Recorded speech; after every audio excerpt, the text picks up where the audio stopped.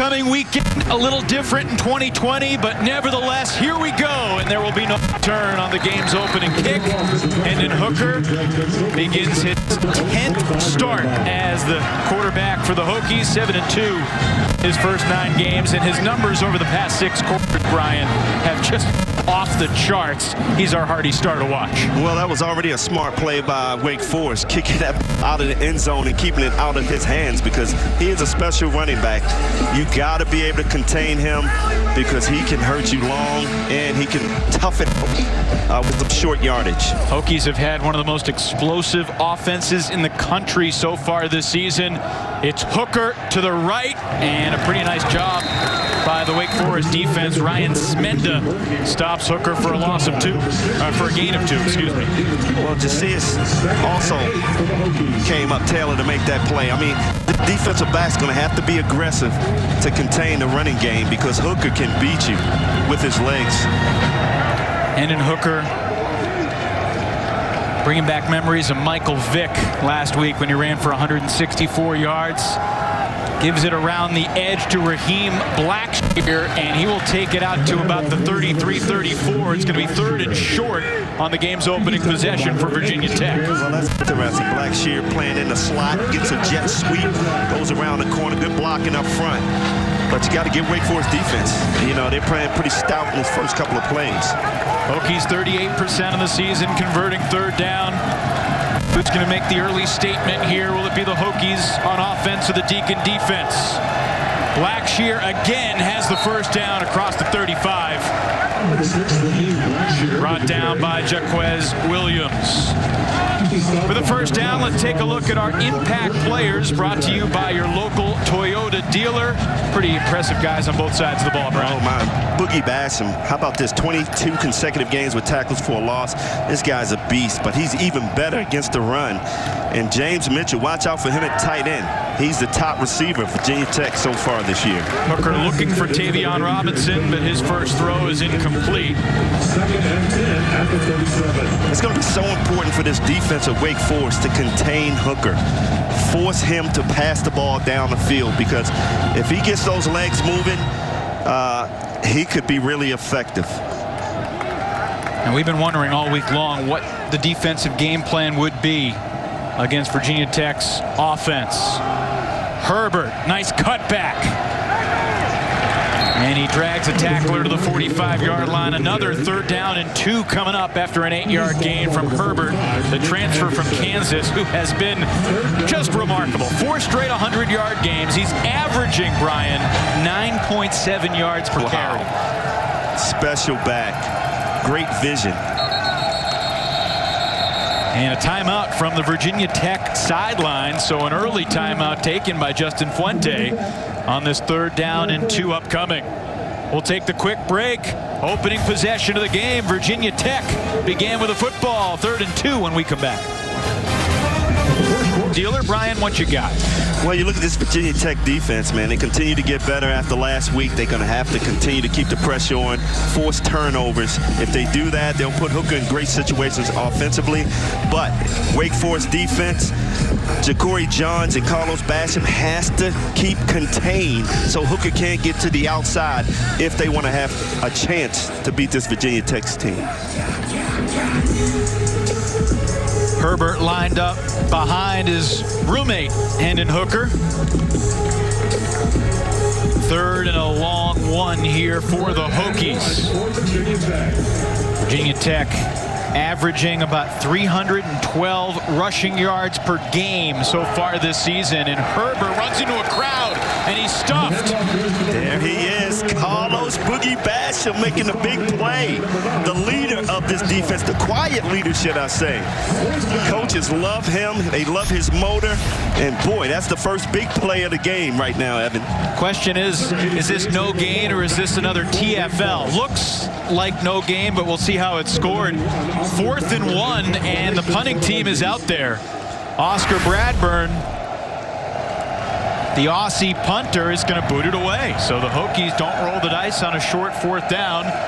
And Taylor Morin makes the fair catch at his own 7-yard line after a booming 48-yard punt. So Wake Forest gives up 1 first down but gets the stop on 3rd and short. Hokies don't go for it. Now Hartman, who's completing 62% of his passes on the young season. He has progressed so much from where he was 2 years ago as a true freshman starter. He's added weight. He's matured. He's a captain of this Wake team as a sophomore. Well, he leads by example, and that's the great thing when your quarterback is in control of the offense, but a really good person. Everybody loves him. He runs this offense to a T. That mesh point offense is the best I've seen. Good play action there. He hits Jaquari Roberson on the perimeter, and Roberson makes a couple men miss, staggers backwards, and gets spun out of bounds at the 15-yard line by Norrell Pollard. Decons have explosive running backs in Christian Beal-Smith, Kenneth Walker III. Similar backs, they switch up. Beal-Smith gets the start in the backfield today. Wake went with Walker, who was the hot hand last week for most of the second half. Pass complete to A.T. Perry. And Wake's going to have 3rd down and short on its first possession, too, after the 3-yard gain. I like the start by Wake here. 2 comfortable passes for Sam Hartman to get him going. Did you see A.T. Perry hits the ground? Yeah, shaking up. Perry, first touchdown of the year on Wake's opening possession last week. Shaken up, and another timeout on the field with an important 3rd down on the other side. His 21st. Our Toyota Impact players. Nick Skiba, you picked the kicker to focus on. You know what? You look at this Virginia Tech defense, it may come down to field goals. You know, I expect to score a lot of points, but in the end, a field goal could win it. And then how about Diablo, I'm sorry. This guy, he brings it. He's the leader of this defense in the secondary, and he comes with an attitude. And it's a homecoming game at Wake Forest for Divine Diablo. He grew up in Winston-Salem on 3rd and short. Christian Beal-Smith. A beautiful cutback, and now into the open field. Forced out of bounds by Devin Taylor after a massive gain on 3rd and short. That's the mesh point offense right there. You know, you got Sam Hartman handing the ball off to Beal-Smith, and he is so patient, just waiting for the hole. He cuts back. Just a great vision here. And boy, he has the breakaway speed. 58 yards on 3rd and 2. They go right back to CBS. And Beal-Smith spun down by Chamari Connor, wearing the Frank Beamer number 25 jersey today. He's the Hokies' leading tackler. It's a good play by Chamari, coming up with a lot of balance, because he knows this running back so quick he can just shake you out of your shoes. Beal-Smith ripped down by Amari Barno.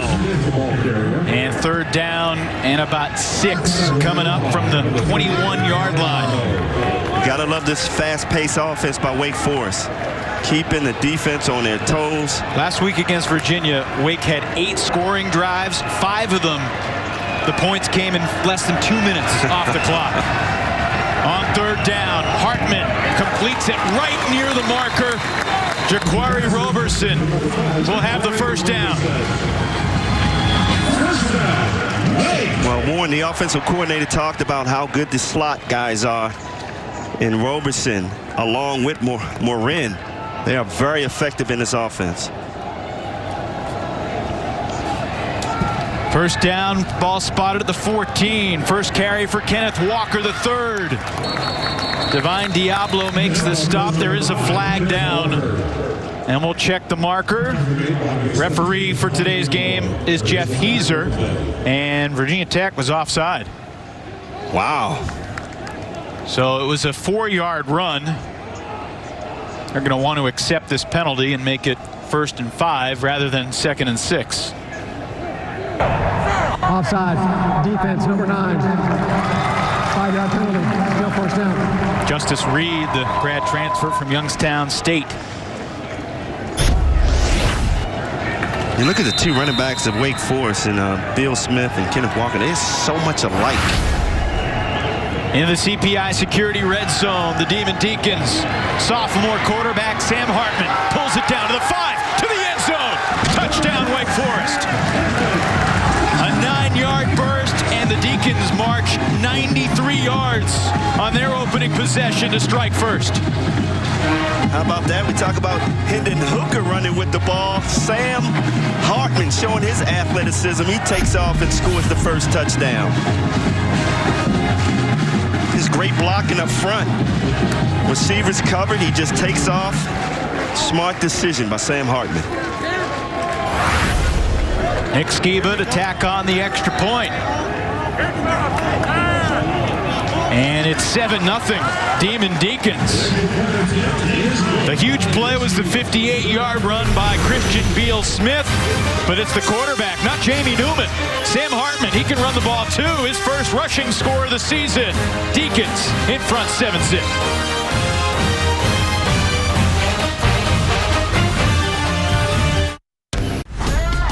Sophomore quarterback. Let's send it down to the field with Abby.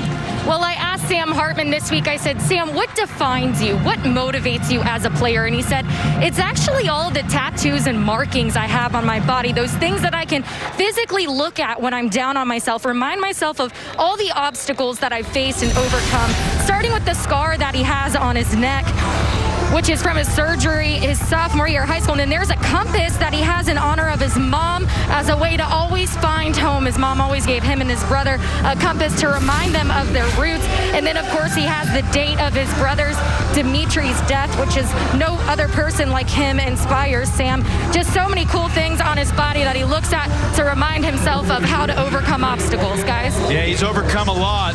Before every game on his wrist, he writes LLD 10. That stands for Long Live Dimitri. War number 10, his adopted brother who committed suicide a couple days before Sam Hartman's sophomore year of high school state title game.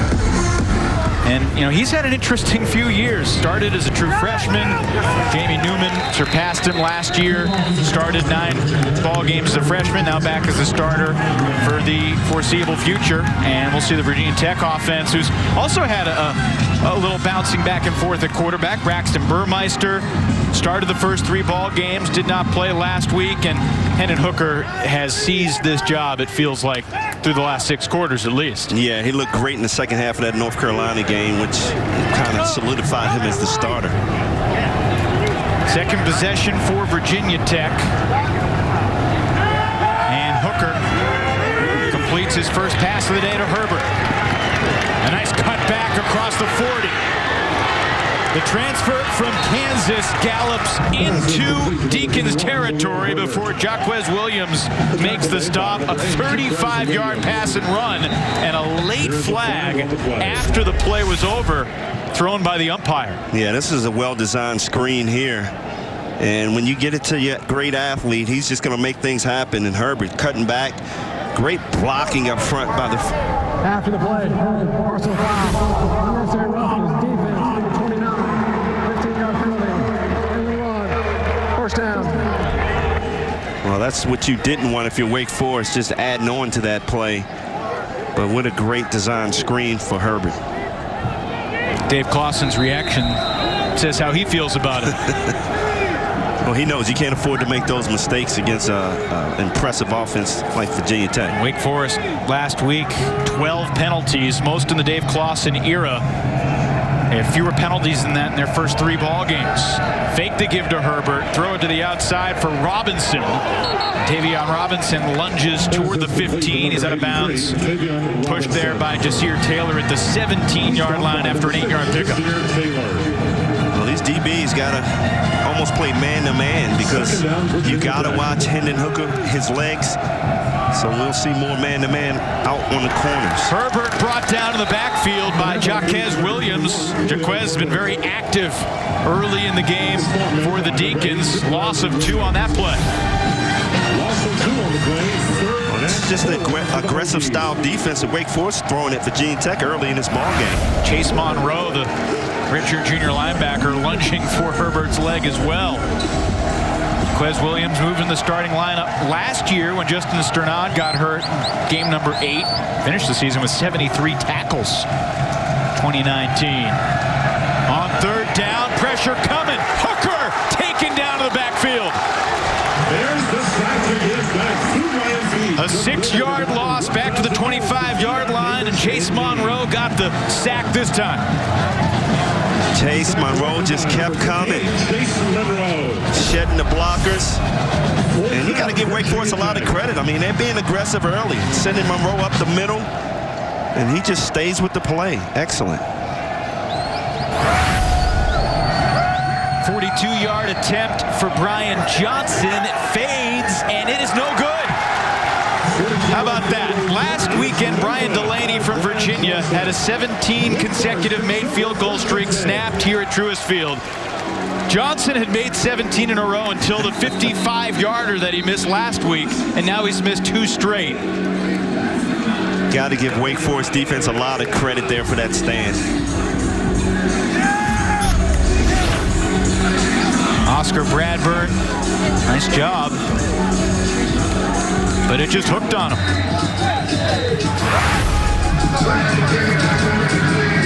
So very talented kicker who was 7 for 7 before the miss against BC, and Dave Clausen still giving the umpire an earful about that. Well, we talked after that foul after the play. Midway through the opening quarter, Wake begins its second possession with Kenneth Walker running into the arms of Rayshard Ashby. We had an interesting chat with Rayshard Ashby, the senior linebacker, yesterday, and asked him about the patience that's required to maintain your fits and not over-pursue against this very patient Wake Forest rushing attack. Right. He talked about how important it is for everybody to play their gaps this week. When you got 2 running backs that are very patient, they wait for a gap to open and they take off. So it's important for this defense not to be overly aggressive, but be patient, see where he runs, and then make the play. Back-to-back tackles for Ashby. He led the ACC with 120 tackles last year. And now it's 3rd and 5. Hartman 3 for 3 passing the ball. Avoids the sack initially, but not completely. Justice Reed brings him down. And the Hokies defense forces a 3 and out this time. A well-needed 3 and out with this defense, because you didn't want this Wake Forest offense to get too comfortable early in this ball game. Just a great job of just bull rushing here. Good swim move. Sam almost got away, and then all of a sudden the troops came. Justice Reed had 2 sacks in the opener against NC State. Did he get the face mask? I'm a defensive guy. That was the jersey.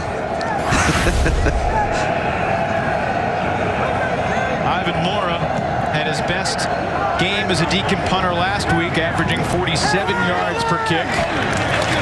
5 punts against Virginia, and that ball spins out of bounds right at the 20-yard line. So 55 yards that time for Ivan Mora. And here comes Hooker and the Hokies offense. Now Hooker, not necessarily a homecoming like Divine Diablo, who grew up in Winston, but I mean, Hendon Hooker just 30 minutes down the road in Greensboro, played at Dudley High School. His father was a superstar at North Carolina A&T. I asked Hendon yesterday, who gave you your first college scholarship offer? He said, well, I actually got my first scholarship offer in 8th grade by North Carolina A&T. I said, when you let him know you were going to disappoint them and not go there? He said, I just kind of stayed quiet and figured it out. But he's going down this time. Ja'Cory Johns got to him in the backfield. Another TFL for the Deacon defense. This defense is doing a great job of getting up the field, the defensive ends, and containing Hooker, forcing him to stay in the pocket and make plays. Brian, if there's one position on defense that the Wake Forest coaches feel really great about, it's the defensive line. They feel like they've got 8, 9, 10, maybe 10 guys that can shuttle in and out and get pressure, create problems for the Virginia Tech offense. Herbert in the backfield, and he was fortunate to gain a yard, get back to the 20. Dion Bergen with a stop. Yeah, when you face an offense like this, you almost can't be too aggressive. You almost got to hold on to that offensive guy that's blocking you just to see where the running back goes. You got to string it to the sideline, and that's an excellent job by the Wake Forest defensive backs and the linebackers. I mean, they are running to the ball. All right. right, 3rd and 10. Hokies 1 for 3 thus far on 3rd downs. Single deep safety for the Decons. And they throw down the left sideline looking for the tight end Mitchell. And that ball's intercepted. Jasir Taylor, with his 2nd pick of the year, sets up Wake in a great spot. Just an excellent read by Jasir Taylor. You know what? Now they're calling it incomplete. Wake Forest bench certainly tried to sell. Let's take a look.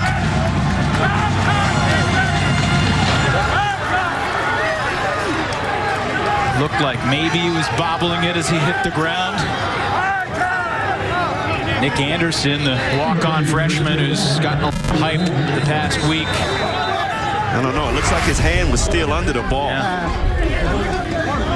Well, Andersen made the stick on Mitchell as Williams made the play on the ball. And they're going to take a look. I mean, so far we haven't seen clear and obvious anything. Well, this is a question I had for... And that's on the ground. That's incomplete. It's incomplete. But this is a question I had for Hemphill. We talked about how James Mitchell is such a good, talented tight end. Will you have a cornerback covering Mitchell? And here on this play, great job by Jasir Taylor covering James Mitchell. And a big hit by the freshman, Nick Andersen. I mean, Andersen has been the flavor of the week. Everyone who covers the Decons has written a feature on this walk-on true freshman who Dave Clausen said, you know, I'm not sure in a normal year we discover Nick Andersen, but all the Zoom meetings, he'd be texting, calling his defensive coordinator, asking really insightful questions. And early on in training camp, the Decons... After further review, the ruling on the field is confirmed. The Decons would practice in multiple groups to avoid exposing more players to one another, and that gave younger guys a chance who may not have gotten reps in a full team practice. Andersen was one of those guys, number 45, and I mean it's really been a remarkable thing. He had scholarship offers to Columbia, UNH, and Butler. No Power 5 schools. Fair catch made by Morin at the 40 after the 40-yard punt for Bradburn. So Wake Forest back with the ball, up by a touchdown. Kenneth Walker and Christian Beal-Smith have been a remarkable duo in the backfield. Walker, in his last 2 ACC games against NC State and against Virginia, has 6 touchdowns in those 2 games. Both of these guys are very special. I mean, great vision. They're very patient. They wait for the hole to open. They got great athletes as linemen up front. And, you know, they're just truly effective. They can block well. They do everything right. Utilizing that long mesh point, the patience. Beal-Smith runs into Mario Kendricks and Devin Taylor after a 3-yard burst. That was a great job by the defensive lineman staying in that gap, making it hard for Beal-Smith to figure out what hole was going to be open. 2nd and 7, pitch it to Beal-Smith, and he's got a huge crease. Easily a first down, and he spins for another 10 yards. Diving at the 31. 26 yards for Beal-Smith, who's closing in at 100 yards. He's at 91 on the ground in the quarter. Well, here you see Diablo come up and just run by the running back there, trying to make the big hit on the receiver instead of focusing on the back. And he completely overran the play, which opened the hole for Beal-Smith. Wake Forest lined up. Kenneth Walker came coming in for Beal-Smith. The umpire gave the Virginia Tech defense a chance to sub. They did not. And it's Walker into the arms of Ashby. Picks up 4. This fast-paced offense getting this Virginia Tech defense tired pretty early in this ball game. Yeah, they're certainly making them work. Wake Forest over 9 yards per play to start the game through 13 plays. Trying to get the edge, and Walker scurries out of bounds. They'll spot it at the 23-yard line. A pickup of 3 leaves the Decons with 3rd and 2.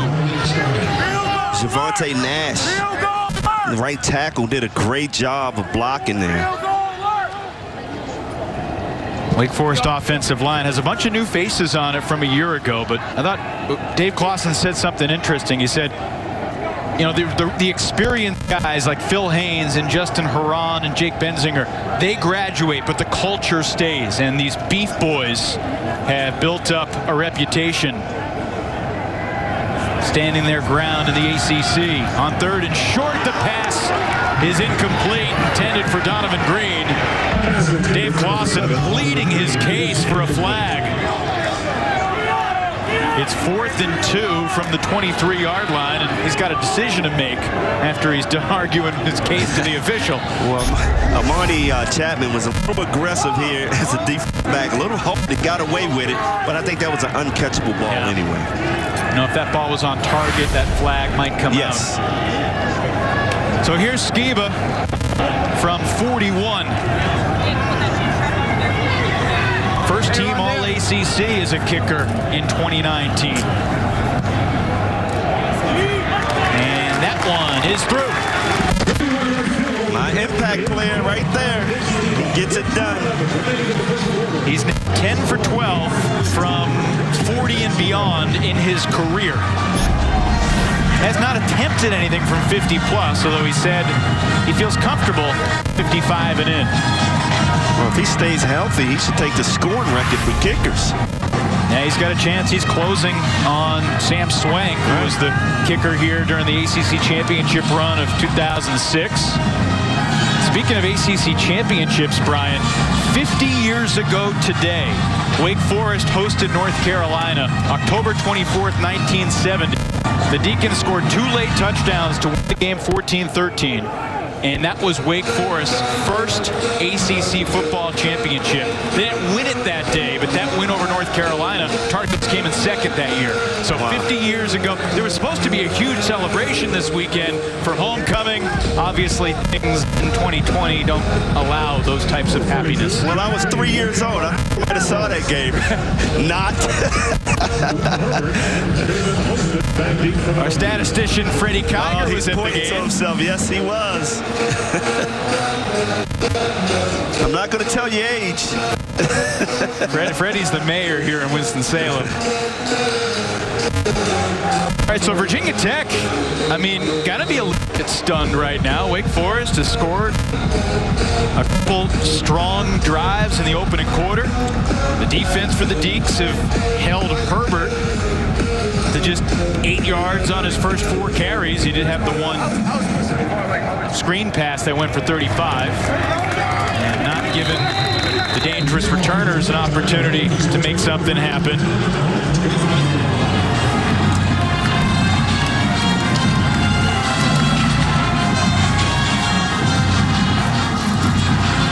Nothing Wake Forest. Virginia Tech with the ball. First, a quick message from Bojangles. Feed the whole family with a big bow box. It's bow time. Hendon Hooker so far, Brian, 2 for 4. The 135-yard pass and run after the catch to Herbert. Hooker's going to keep it this time, running to the left. Basham was with him stride for stride. It's a pretty good gain, though. Hooker, he picks up 9. Basham and A.J. Williams combined for this. Well, this is exactly why I love Boogie Basham. You know, he makes plays down the field. He has a motor that continues to run. He's a fast, big guy. I mean, look at him. He's inside. He sees Hooker take off, and he doesn't give up.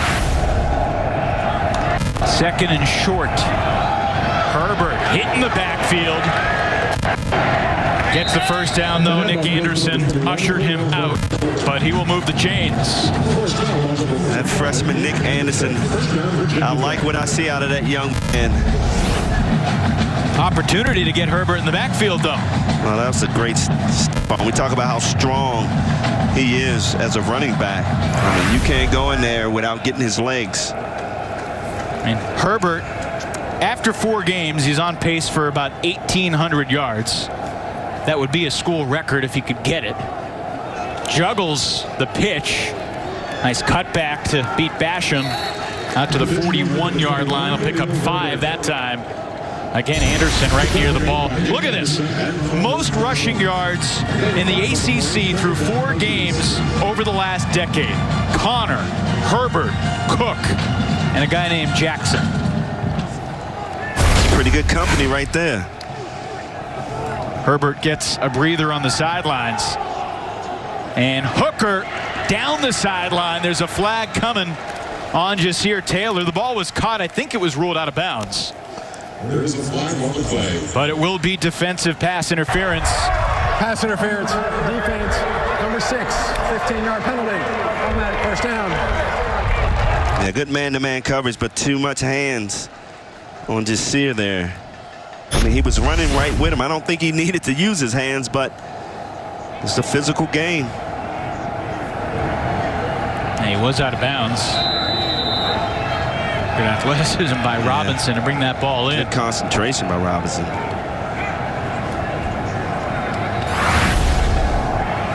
There's a little atmosphere here at Truist Field today. 7% capacity is allowed by the state government here in North Carolina. Hendon Hooker with some space. Got past Andersen and forced Taylor to make the stop. A big chunk for Hooker. And the Hokies are on the march here. 15 yards on that play. And as a defensive end, you can't overcommit. Carlos just lost sight of the ball there. Overcommitted. Nick Andersen. The last person you want coming at you one-on-one is Hooker. And he caught a little air on that play. You got to have some guile about you to be a true freshman walk-on and be the man between Hendon Hooker in the end zone.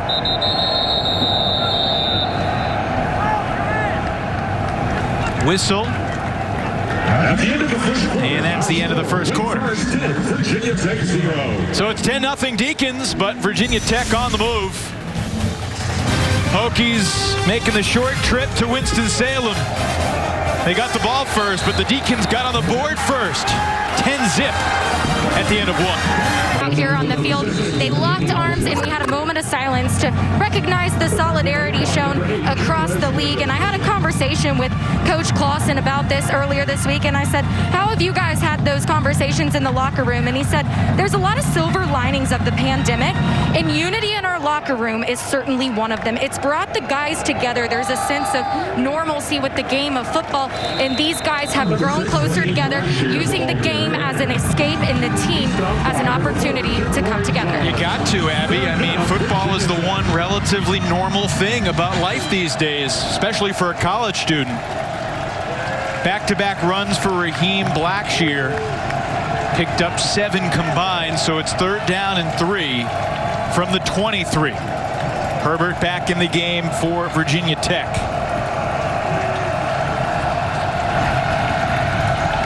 Minute into the second quarter. And dish it to the outside for the tight end Mitchell. He's got the first down inside the 20. Wow, James Mitchell on a bubble screen there. That just tells you how effective and how important he is to this offense. Usually you see a wide receiver make this play, but they're using a tight end on a bubble screen. He steps back, makes the catch, and gets the first down. This guy's dangerous. On our call with the Wake coaches, you and defensive coordinator Lyle Hemphill were gushing over your love of James Mitchell, his versatility. Right. I mean, it's so tough for a linebacker to cover that guy. Herbert spun down at about the 12-yard line by Ja'Cory Johns. He picks up 4. In that first quarter, Brian, we saw a lot of lateral running from Herbert. Trying to get a little more north-south. He breaks to the outside, inside the 5. And that's sort of the first mistake I've seen. Well, the second mistake I've seen by this defense. They're doing a great job of taking on the blocks, using their hands, and shutting off those gaps, which causes Herbert to go to the sideline because he has nowhere to cut back. What was the mistake that time? Well, you lost contain on the outside, and a cornerback cannot afford to do that.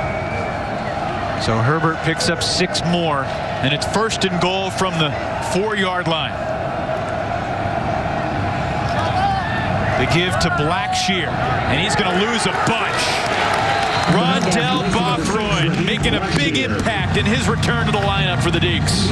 That's a loss of 7. Lyle Hempfield has this defense ready to play. I mean, they are working off some keys. They know what's almost coming to them, and they are spreading the play out and just making the play and staying home in their gaps. And this is what you want to see out of this Wake Forest defense. Bothroyd coming off an injury, but the staff loves his versatility. They say he can play inside, he can play outside. He's got a heck of a motor, a natural pass rusher, getting the big run stop there. 2nd and goal. Hooker's throw is tipped, and a flag is coming, but we'll see. The ball was tipped, and I think they're going to wave off the marker. Looked like a holding call. There is no foul as the ball was tipped. Well, it was going to be a holding call until the tip ball. I think A.J. Williams, 22, gets a piece of it. That nullifies the penalty. An incomplete pass makes it 3rd down. Had a couple guys running onto the field, and Wake Forest sideline coach held everybody back. This is where you got to watch out for Hendon Hooker. It's Lyle Hempfield down the sidelines, trying to orchestrate a red zone stop. Herbert alongside Hooker in the backfield. Hooker has time, throws to the end zone, it's broken up. Played brilliantly by the true freshman D-back, Kalen Carson. And they love Kalen Carson. This guy's a true freshman. He plays with an attitude, but he plays with so much confidence, which he played that unbelievable. Here, you take away the inside, you know he's going to run a slant and just break on the ball. That's an excellent play. And they've got a special young player in Kalen Carson, who had 6 tackles and a pick last week. From 28 yards, that one is up and through for Brian Johnson. So Virginia Tech gets on the board. Justin Fuente's team gets 3. Still trails by a touchdown. Who had a 96-yard touchdown return against the Campbell Fighting Camels a few Friday nights back. Is not going to have a chance to return this one. John Parker Romo boots it over his head.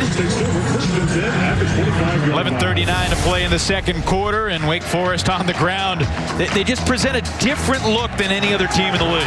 Yeah, I mean, that next point offense is just unbelievable. On defense, you really got to hold your ground, not be too aggressive. And these guys are taking advantage of this defense aggressiveness. Smart play there. Here you see Walker getting to the outside. Give this offensive line a lot of credit, too. They are opening up some holes and allowing Beal-Smith and Walker to take advantage. 5 carries, 91 yards on the ground for Christian Beal-Smith. Hartman pump fakes and goes down. Hit in the backfield by Ashby, who picks up his 3rd sack of the year. That's just good coverage downfield. Sam Hartman had nowhere to throw that ball. And Ashby did a great job of, never giving up, just keep coming. And you can't hold the ball that long and expect not to get hit. Ashby had his 250th career tackle early in the half. Hartman on 2nd and long. Throws incomplete, dropped by the tight end Brandon Chapman. And 3rd and 20 is not a play that Warren Ruggiero wants to see very often for the Wake Forest offense. You don't want to go across that middle with Diablo in the area. Big hit right there. We've seen Wake Forest chew up big bursts of yardage on the ground. Hartman last week on a 3rd and 16 scrambled for 17 for a big play in the Virginia game. Looking to throw. Now pulling it down, throws it short. Beal-Smith to the 25, to the 29. And that is still about 6 yards shy of the line to gain. Good play defense here. They need 20 yards. Oh, there was a hands to the face foul on 96. Well, Sam Hartman got hit right there. Norrell Pollard drilled, I think it was Sean McGinn, Wake Forest left guard. He almost knocked his helmet off there. No flag, and Ivan Mora for the 2nd time today. Not to punt for Wake Forest. Tavion Robinson Returned one for 33 yards last year. This one's not returnable, and he'll fair catch it at the 30. 41-yard kick. It's a good defensive stand there for Virginia Tech. 3 and out. See if the momentum starts to switch here. This Virginia Tech offense gets something going. What has impressed you most about what we've seen from the Wake Forest defense thus far? I love the way they contain it. They broke containment a couple of times, and Hooker took advantage of it. But they're using their hands well and forcing the ball to the sideline, which is a really good job to do against a guy like Hartman. Hooker still got the football, and he's looking to run. He breaks the tackle, made Dion Bergen miss, and he will move the chains by picking up 11 before Chase Jones finally brought him down. And that's exactly what makes this offense so hard for a defense, because you cover downfield and all of a sudden you got an athletic quarterback that could run for 11 yards and get the first down just like that. You have to use your hands, and you can't overly be aggressive and run by Hendon. It's interesting. That's the 9th Virginia Tech first down. Wake only has 4 first downs, but the big plays have gotten Wake in position quickly. Here comes Blackshear. A big play for the Hokies, and the 10th first down of the half. Out across midfield to the plus 44. Gain of 15 for Raheem.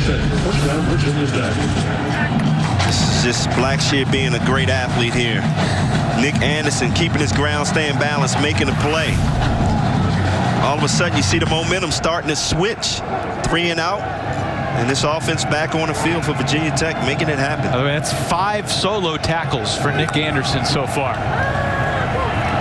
Hooker completes that one short to Mitchell. Spotted at the 39-yard line, 2nd down and 5. Well, early in the game, when you hear free safety has to make that many tackles, that's not a good look. No, it's not. Oh, wide open down the middle. Not a good look either. James Mitchell has nobody to stop him from scoring the Hokie touchdown. 39 yards, and goodness, was that easy. That's the guy I said, the impact player. You got to know where James Mitchell is at all time. Nick Andersen, I think, blew the coverage there. When he came across that middle, he was supposed to pick him up. He didn't, and it cost Wake Forest. You got a true freshman out there, let alone a walk-on. There will be some inevitable growing pains and mistakes. And Brian Johnson has tied it up 10-all as the Hokies run off 10 straight against the Decons. Touchdown number 4 of the 2020 season for the tight end from Big Stone Gap, Virginia. James Mitchell to the end zone. Then James Mitchell gets the Virginia Tech Hokies into the end zone for the first time, and our Yellowwood 5-star drive summary looks like this. 4 plays, 70 yards. It happened in just 94 seconds. And some miscommunication and a blown assignment on defense made that pretty simple for Mitchell. Hey, young guy playing free safety here. You got to know your assignment. You got to know where James Mitchell is at all time, the top receiver for these guys. Here, his eyes is in the backfield, looking to see where Herbert was, and all of a sudden the tight end just takes off down the middle of the field. Tight end playing slot on that play. You cannot afford to look in the backfield. You have to execute your assignment. If you do that, you got a chance to win. But young guy, learning pains. Yes, indeed. Nothing new to line up James Mitchell in the slot. He'll line up anywhere for Virginia Tech over the course of the game. John Parker Romo to kick this one off. I beg your pardon, they got Brian Johnson out there to boot it. He had the onside kick last week. Sends this one easily up the back of the end zone, and Wake will take over from the 25-yard line. Brand new ball game all of a sudden. Yeah. Wake controlled the first quarter, but 10 straight points in the last 6:20 here in the second.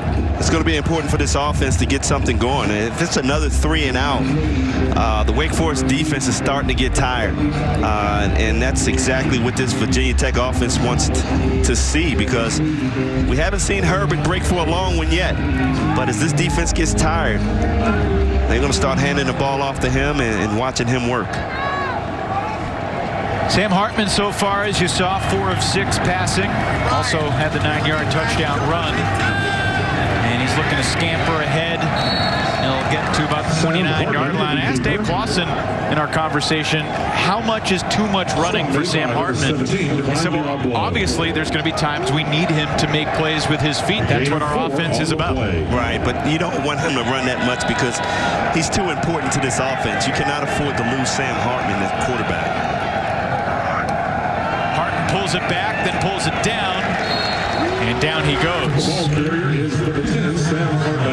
3-yard run, 3rd down coming up. Let's go down to Abby with more on Sam. Yeah, guys, Sam actually gained 40 pounds over the last couple of years, and he said it's all due to Mama Hartman's cooking. He actually said during the COVID shutdown he had a chance to spend some time at home, and obviously she was cooking a lot of meals. He said he was eating 24/7, and it was not an easy task. 5 meals a day at 9 o'clock at night. His mom would be cleaning up after his 5th, 6th meal of the day. How about that, guys? Not an easy task for him or not an easy task for his mom. I'd say both. Prepare that much food. That was a huge pass complete to Jaquari Roberson. They picked up 11 on 3rd down. Now Hartman going to run it again, and not much space. Alan Tisdale ensured the stop of no gain. I'm a little surprised to see Sam Hartman run the ball so much this game.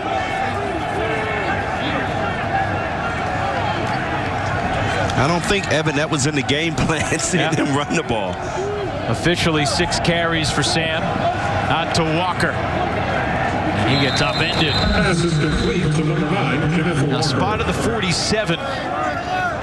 So it'll be 3rd down and 6 in a 10-10 game. The 19th ranked Virginia Tech Hokies here in Winston-Salem to battle Dave Clawson and the Demon Decons.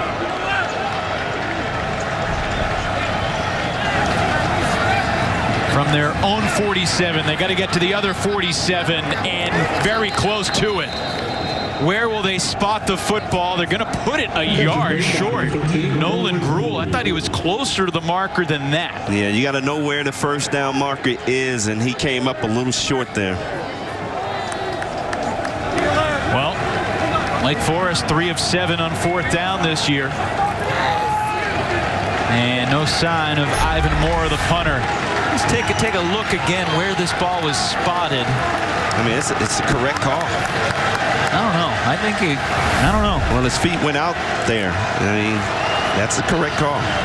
Decons need a yard, and Walker's got it easily. Devin Taylor ushered him out of bounds, but the Decons to the Hokies 37-yard line, a pickup of 11 on 4th and short. Jalen Griffin has to do a better job containing on this play here. He gets caught inside. Great blocking. Just pushed him inside, and that side was wide open. Kenneth Walker, over 100 yards on the ground each of the last 3 weeks for Wake Forest. No running back has gone over 100 yards in 4 straight games for the Demon Decons since someone did it in 1971. That's where he's trying to get today. Picked up 7 on that burst. Just an excellent 1st down play to get 7 yards here. By the way, we should wish Kenny a belated happy birthday. He turned 20 years old on Tuesday. Wow. All right. First game as a 20-year-old. What age in your career did you feel your absolute strongest as an athlete? I would say 22. Oh, really? Around 22, yeah. Not mid-20s? No. Well, I would say 22 to 25, okay. that range.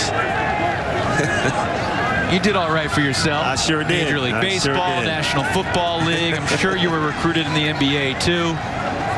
I wish that was my favorite sport. Hartman bluffs it short, throwing down the sidelines, and Green nearly leapt to make the play. It was over his head, and it will be 4th and short. And again, no sign of Wake Forest special teams. 1 4th down conversion on this drive already. And Dave Clawson's going to take, oh no, there's an injury on the field. Saw Clawson walking on. Donovan Green shaken up. And it will give the Decons time to contemplate the situation here. Time out of the field. Not sure about his status. And now a big 4th down. Donald Stewart has replaced Green in the lineup. Roberson, the man in the slot. Nolan Gruel's the other outside man on the bottom of the screen. And it's Kenny Walker in the backfield. Hartman to throw. Got Roberson. That'll move the chains down inside the 25. And I kind of expected him to go to the slot here. And Roberson, this guy is one of the best. I mean, he finds a way. This is a great fake and slant and right on target. It's amazing how Wake Forest has generated production from the slot receivers over the past several seasons. Trying to hurdle the defender, Kenneth Walker. Denied by Jamari Connor and lost a yard. Nolan Gruel has to block better than that. I mean, this play was designed to be a sweep. He totally misses. Great effort there. Connor up the field, big play. Second down and 12 back at the 25. Under 4 minutes in the first half. Wake scored 10 in the first quarter. Virginia Tech has responded with 10 in the second quarter. Kenneth Walker, nice job following big number 53, Javiante Nash, inside the 20 to the 17. Yeah, it's interesting when I asked Dave Clawson and those guys how they recruit for offensive linemen, and they don't go after the big guys. When he told me that, I was just totally shocked. They go after guys 240 pounds coming out of high school with long arms and you know, tall in stature, but guys that are athletic and can move. And this line with this offense doing a great job early in this game. Roberson hung on, but he's a yard shy of the first. And fourth down, the third fourth down of the drive upcoming here, Brian. Well, if you want to take the momentum back, you make big plays on fourth down. Beal-Smith, Chapman returning to the game, and Sam Hartman went to the sideline, so it's going to be the Wildcat here, either Beal-Smith or Walker to receive the snap. Well, this Wildcat has worked very effectively all season long for the Wake Forest Demon Deacons. Fourth down for the third time in the drive. Walker, patient and converts. Number 9, Kenneth Walker. There's a flag coming in late. There's a flag on the play. Might have been with Walker's helmet getting ripped off at the end of the play. Ball spotted right around the 10-yard line. Results of the play is a first down after the play. I love this wild foul. Face mask. Defense number 5. Penalty after this is the goal line. First down. Jared Hewitt, number 5, in there. Oh, that'll get you taken out of the game if Justin Hamilton over there watching this. What does that feel like to get your helmet ripped off like that? I imagine you were the one doing it to the opponent. Oh, exactly. I was going to say, I don't know. I've never had mine ripped off. But it has to hurt, believe me. Maybe after one of your interceptions or something like that. I don't know. I guess you always took them to the house. So it's first and goal from the 5. And Hartman is still on the... Well, he's on the field, but he's lined up wide. And let's check another marker. Ball start. Offense number 53. 5-yard penalty. First down. So the difficult thing about this situation, Brian, is a personal foul only goes 5 yards, half the distance to the goal, and then it's completely nullified by the false start. There's something unequal about that. Yeah, and the referee gave the wrong number. That was Zach Tom who jumped offside, the left tackle there. Yeah, you don't want to make that mistake after getting 5 yards, giving it right back to him. So back to the 10, and Hartman in the backfield again. Shotgun for the Decons. In a 10-10 game, it's number 10. Trying to go 10 yards, but he won't get there. He gets smushed at the 6 by Diablo. And that's why Ruggiero says he don't want the quarterback running the ball. He got crushed on that play. Timeout called by Virginia Tech. Virginia Tech. Saving some time, perhaps, for a final chance. Oh. 9 seconds. 1:39. Divine. The one the Decons got was that wild 6-3 double overtime something 6 years ago. We're wondering why they haven't looked at this last play for targeting. Yeah, there's no question about it. Last thing you want is your quarterback running up there trying to run for the extra yard and come up with Divine Diablo. I mean, that looked like helmet to helmet to me. And the last thing Virginia Tech needs is to lose their top safety in this ball game. Dave Clawson was arguing that they should go look for it, and they never did. Yeah, I don't blame them. They should have looked. Hartman again lined up as a wide receiver. 2nd and goal from the 6-yard line. By the way, this drive over 7 minutes long. And Wake trying to capitalize on that with the touchdown. Low snap, handled by Walker. Up the middle. And he's still going. And Walker gets to the goal line and scores! It looked like he was stopped at the 3, but he kept on churning, and the Decons retake the lead. That's just great effort by Walker III, Kenneth Walker III here. Just seeking out the hole, and he knows that he has to tough out these yards, keeps the legs driving, and works his way in the end zone. Excellent job by Walker. His 8th score of the season. What a gutsy run there. 6 yards. And it felt like a lot more than that for Kenneth Walker III. Skiba tacks on the PAT, and it's 17-10 Wake. Just excellent run here. Getting hit time after time. He turns around and churns those legs and just can't stop him. I mean, he dragged multiple Hokie defenders with him. What a drive by Wake Forest. 75 yards on 17 plays. Remember, they converted 3 4th downs on that drive. Also a 3rd down conversion, too. Well, it was so important for them to bounce back after the last 3 and out and gave Virginia Tech that momentum offensively. That is a long drive. Wake Forest, the only Power 5 offer for Kenneth Walker III. He was heading to Kent State, and then Dave Clawson and company swooped in. Dave has said that when he and his staff were at Bowling Green, they always had Power 5 teams come and cherry pick their guys late. And so that's basically what Wake has started to do. Late in the recruiting process, do we need someone in a position? We needed a running back. Let's look around. We like him.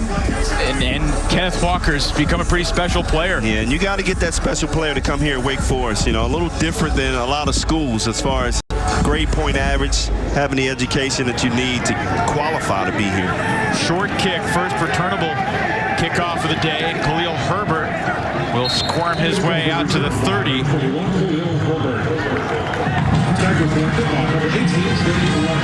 Trey Rucker made the stop, and Virginia Tech has 86 seconds to try and work this ball down the field.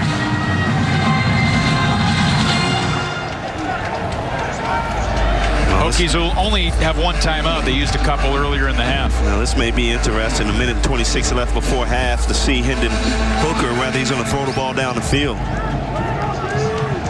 On his first 6 quarters this season, leading the Hokies offense, Virginia Tech scored 71 points. He'll pull it down himself.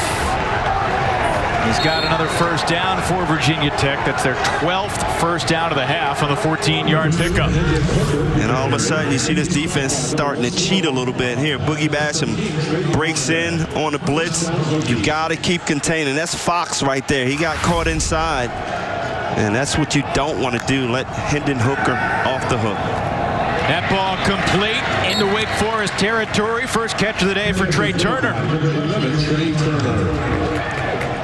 Got hurt in the first half last week, but Justin Fuente insisted he'd be okay, and he looked good right there. So Turner picks up 14, and there's Turner again inside the 30. Down to the 26-yard line, and under a minute to go in the half. It has not taken long for the Hokies to get in position. And this is what you want to see out of Hendon Hooker. Can he pass the ball? Well, he's showing everybody that he can pass the ball down the field. He's not just a runner. Yeah, he can sling it for sure. Hooker again to the backup tight end, Nick Gallo. And out of bounds to stop the clock. 41 seconds remaining in the half. Ball spotted at the 23-yard line. If you're the defensive backs here for Wake Forest, you got to know where James Mitchell is at all times. This is where he's been most effective down near the end zone.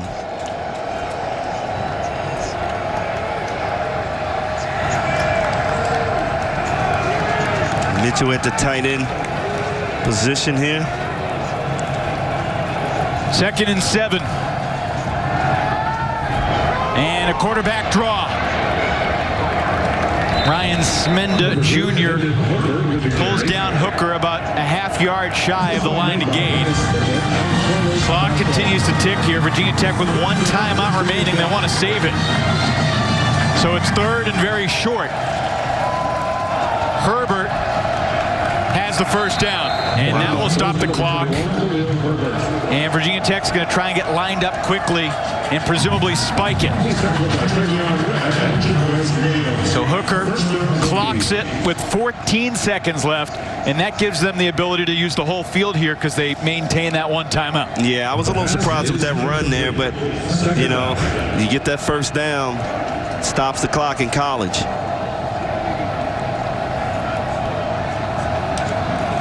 This is a very impressive drive by Virginia Tech. And 55 plays in just 72 seconds. And Dave Clawson's going to take a timeout for Wake Forest. So the Deacon defense will get a breather. This first half, Virginia Tech's offense has been good, but not nearly as explosive as the last few weeks. Yeah, I think you'll see a lot of adjustments made in halftime because you got a running back in Herbert not being used properly so far. So I expect him to come back and have a big second half somehow, some way. Get him more involved in the game.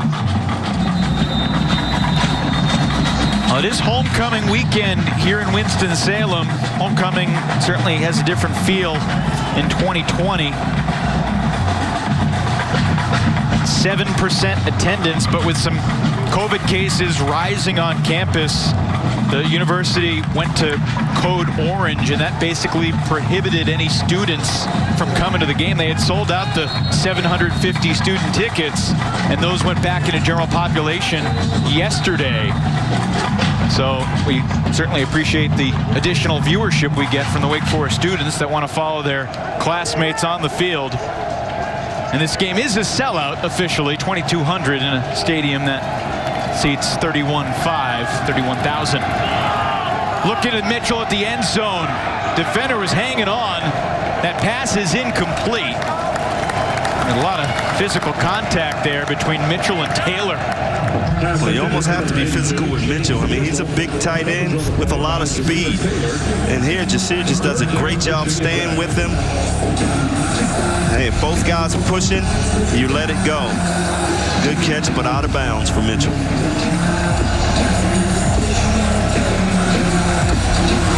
All right, 3rd and 10.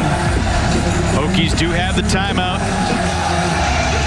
You can't scramble forever here, though, if you're Hooker. This play needs to be either a touchdown or last 8 seconds or fewer. Hooker has time. That ball tipped and intercepted. Nick Andersen delivers with a clock winding down for the Deeks. Atoning for his early mistake in the ball game, Nick Andersen, the true freshman, comes up with the big play at the right time. Off the hands of Caleb Smith. That's how you make up for your mistake early in the ball game, right there, Evan. It's a heck of a grab on the tip drill. So this walk-on, I mean, are they going to give him a scholarship after the game, or is he going to have to wait till the season is over? I don't know. Wow. That's the 14th straight game now that Wake Forest defensively is forced a turnover. And Wake wins the turnover battle in this first half. That's the only turnover of the 30 minutes. And Wake will receive the second half kickoff because they deferred at the start of the ball game. So a 7-point lead and the ball coming out after halftime.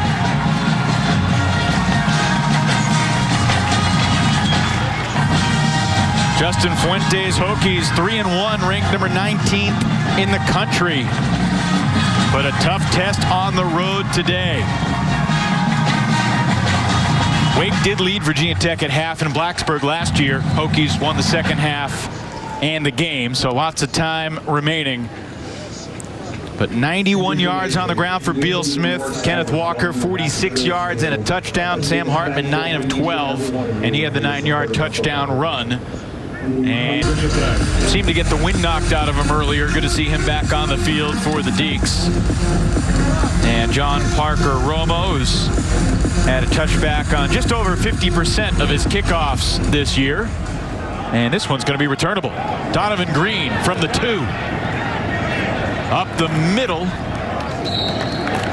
to the 25, maybe the 26. Huge play, Brian, to end the first half.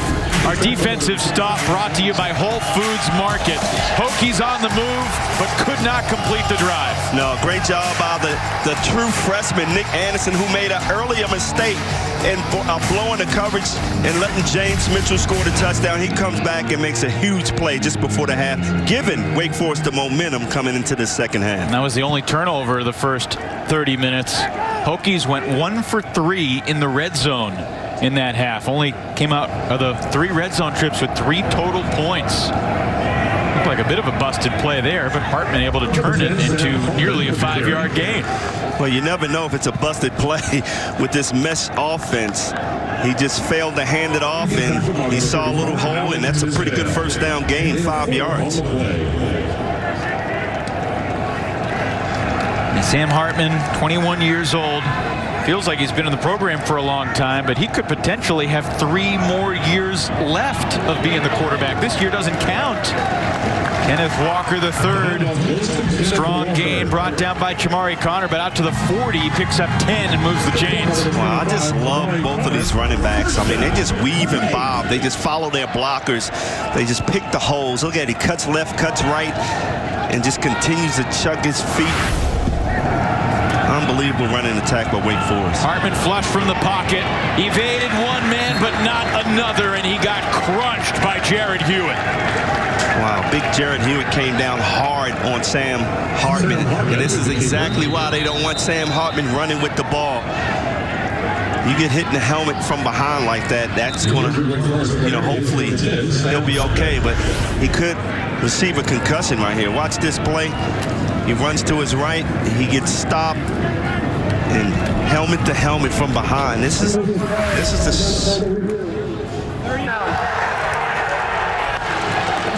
So the officials ruled targeting on Jared Hewitt, who was furious at the call, screaming at the Wake Forest team across the field, barked at the officials, and they threw another flag on Hewitt as he was exiting.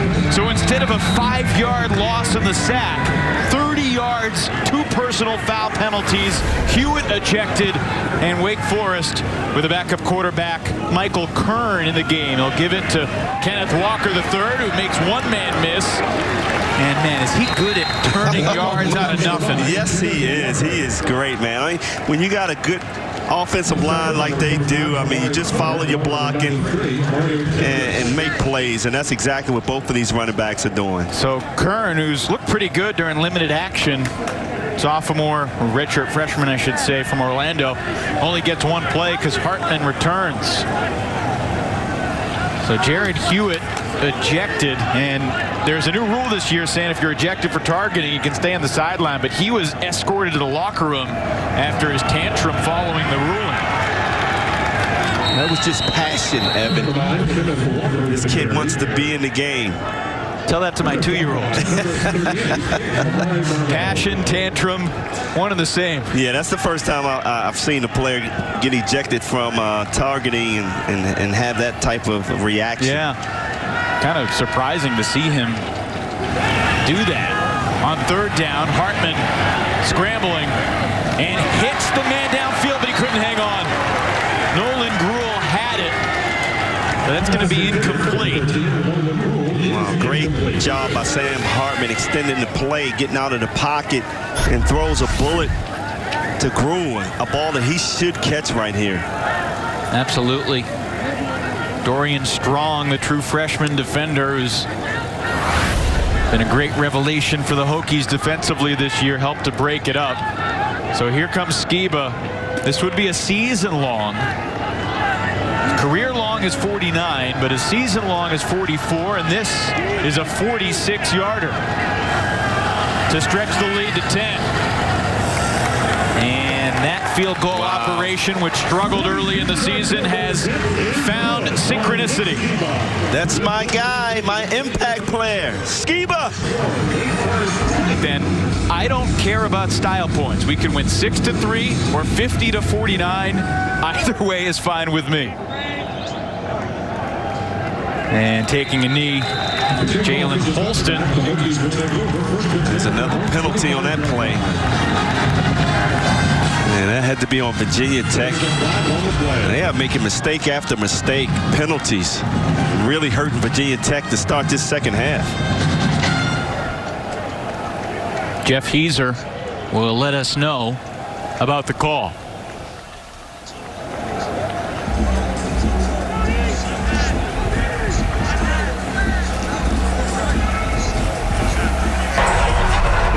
After the play, personal foul. Illegal blindside block against the receiving team. Penalty is half the distance to the goal line. First down. Right now, Wake Forest has all the momentum going their way after those two penalties coming out for this second half. So instead of the 25-yard line, they begin at the 12.5. And let's take a look and see where this late hit occurred. Try to get back to it if we have a chance. So Virginia Tech backed up, but Hendon Hooker out to the 19. Faked the jet sweep there to Herbert and just took the ball right up the middle for a good 6-yard gain on first down. It's a good first down play.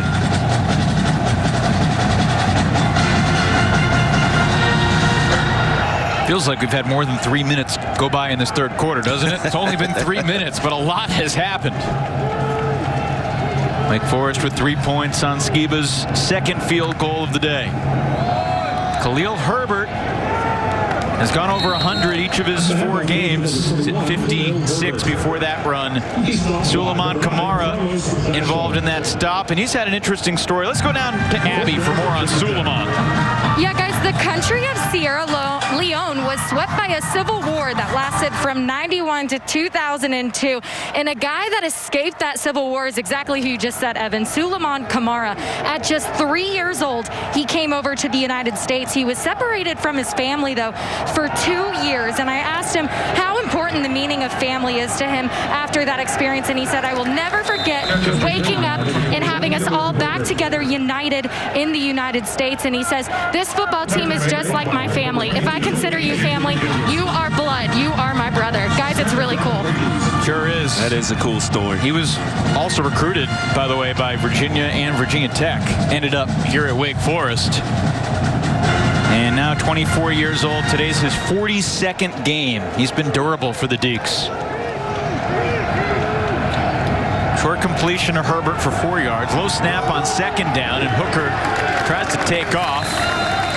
Rondell Bothroyd was there to pull him down by the ankles, which will create third down. Kamara also in on that stop. Here's a great nugget about Kamara.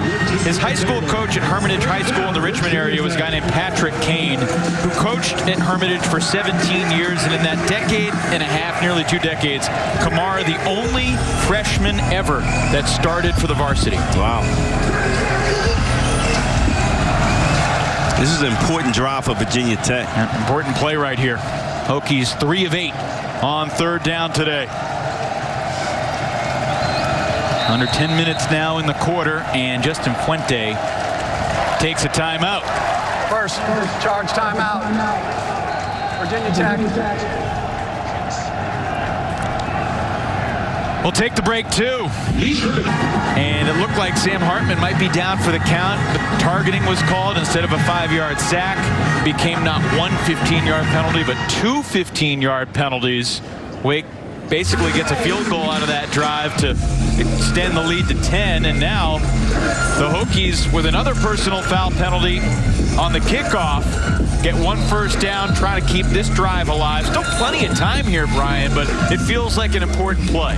It's a very important play for Virginia Tech, and Lyle Hemphill is doing a great job with disguising defenses, putting smaller guys in, bigger guys in, and I don't think Virginia Tech is caught on trying to make adjustments to that. Yeah, I think it's an excellent job by this Wake Forest defense. So I think I misspoke before. Khalil Herbert right now, 10 carries, 33 yards. He came into the game averaging 9.7 yards per carry. 3rd and 4, and it's Hooker. And he one-hopped it to Tavion Robinson. Again, good defense by Wake Forest. I don't think Virginia Tech understands what's coming their way. It was good defense, but he also didn't hit the man who was open. Well, he underthrew him for sure. But that's uncertainty. He couldn't read the defense, and that's what is the great thing about this Wake Forest defense. They're switching up everything. So Bradburn back out, his 3rd punt of the. Now he's going to run it. Bradburn fakes it, picks up the first down. Justin Fuente rolls the dice, and the fake punt enables the Hokies to keep this drive alive. That is a huge play. I don't think Wake Forest saw that coming. Everybody turning and running, and the punter just takes off, gets the first down, and what a play. What a call by Fuentes there, with the ball on their side of the field. And he hit the first down and more before he was touched. 14-yard run for Bradburn, the Aussie punter. Ball out to the 43-yard line. It's Blackshear in the backfield with Hooker. And they fake the give to Robinson. Hooker takes it, but not too far. Jasir Taylor got off the block and brought down Hooker for just a 2-yard gain. Great play by Jasir. If he doesn't make that play, Hendon Hooker could be up the sideline. He was the last man out there, comes underneath the block, and makes a tremendous play here. If he doesn't make that tackle, I think Hooker's dancing in the end zone. Dancing in the end zone. Blackshear up the middle. Tried to shimmy through that crease, picked up 4, and it will be 3rd and 4 coming up, but there is a flag, so hold everything. And if this is against Virginia Tech, Fuentes should have these guys running in practice every single day. You have to be disciplined. After the play was over, personal foul, unnecessary roughness, defense, number 9, 15-yard penalty, first down. So this one goes against Wake's superstar DN Boogie Basham. Which is surprising. He doesn't usually make mistakes. And Boogie gave a little shove to Brock Hoffman after the play. Not much, but he knocked him over. And well, he was protecting his teammate. You got to give him some credit there after the big lineman knocked down the linebacker there. Boogie had a stop for no gain in the first half, but that was not a TFL, so he's still looking for one to keep the streak going. Hooker downfield, and Nick Andersen read it perfectly. The walk-on true freshman has his 2nd interception of the day. Are you kidding me? Give him that scholarship right now, Evan. This kid has come up big a couple of times here. Again, make a mistake, and this is how you make up for it. A good read by him playing free safety, just drop it back, reading the eyes of Hooker, and catching the ball at the highest point. His 2nd interception, man, he is special. Draw up that scholarship paperwork right now. Well, the thing I love about him is Coach Hemphill said, he loves watching film. He wants to get better every single day, and it's probably impressed Hemphill so much, he don't even answer the phone anymore. There were times in the spring, Lyle Hemphill told us, as Wake takes over from the 14 and Beal-Smith pulled down for a gain of 4. There were times in the offseason when after a meeting, Lyle Hemphill's phone would buzz, and he'd be at dinner with the family, and his wife would just, is that Nick? I bet that's Nick. He's like, yeah, it's Nick again. But it wasn't like an annoying way when he told the story. It was an appreciative way. As here comes Beal-Smith. Great speed, ability to make guys miss, and he will take it out to the 37. Well, this offense, the 2 running backs are just picking this defense apart. Sure are. They're using their aggressiveness against them. That was Beal-Smith's second carry, and that takes him over 100 yards. Second carry since the first quarter is what I meant to say. It's at 114, and he'll add to it here. And in talking to Rashad this week, Ashby, the middle linebacker and leader of this defense, he talked about covering your gaps, you know, not being too aggressive. And all those things he's talking about, this team is doing. They're being too aggressive. Hartman to the outside. Morin picks up a couple. Dorian Strong makes the stop, and now an important third down. This Wake Forest offense is wearing this Virginia Tech defense down. Yeah, they're getting to the line quickly. But they'll look at a sideline here with this important play. The Deeks are only 3 for 10 on third down. It seems a little surprising, but remember they're 3 for 3 on fourth down. Beal-Smith up the middle. And he's initially a yard shy. So what will Dave Clawson do here? This is 4th and inches. And yet Ivan Mora trotting onto the field for the Deeks, the punter. Redshirt freshman.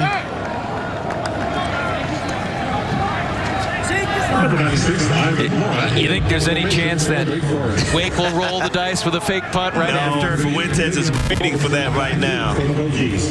I'm surprised. Well, it's early in the game, second half. You're on your side. You don't want to take any chances if you're Dave Clawson.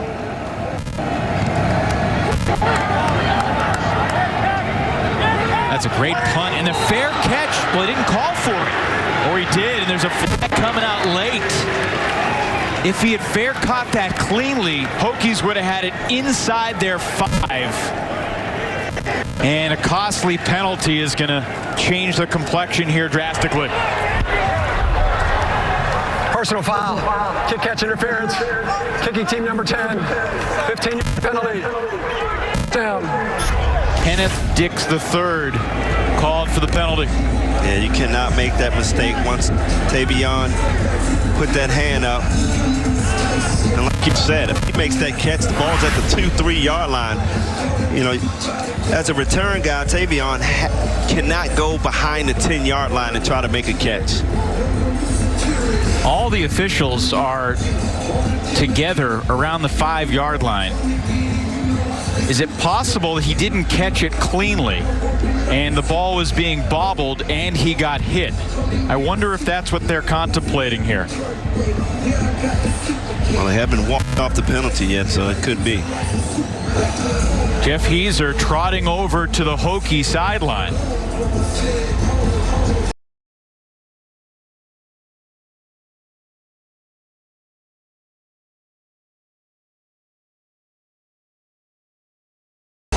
And Heiser will speak to us again. The result of the play is a touchback. Therefore, the kick catch interference penalty is declined. First down, Virginia Tech. Interesting. Yeah, that is an interesting call. I'm baffled on that one. Well, 15-yard penalty would have put it at the 18-yard line from the spot of the foul. So, when did he get the touchback when he caught the ball at the 3-yard line? Because he didn't catch it. The ball was dislodged and went into the end zone. Wow. All right. Hokies down by 10. Under 6 to go in the third, and Herbert breaks a tackle. We've been waiting for this all day. The nation's leading rusher entering the day. Taken out of the crowd here in the third quarter. Hey, Virginia Tech wants to get in this ball game. You got to get the hands to the best running back in the ACC right now in Herbert. And here, it's just a matter of time. He's going to break a long one. He gets it done. Good blocking up front, but great toughness on that run, breaking some tackles. Again, over 100 yards in 4 straight games for Herbert.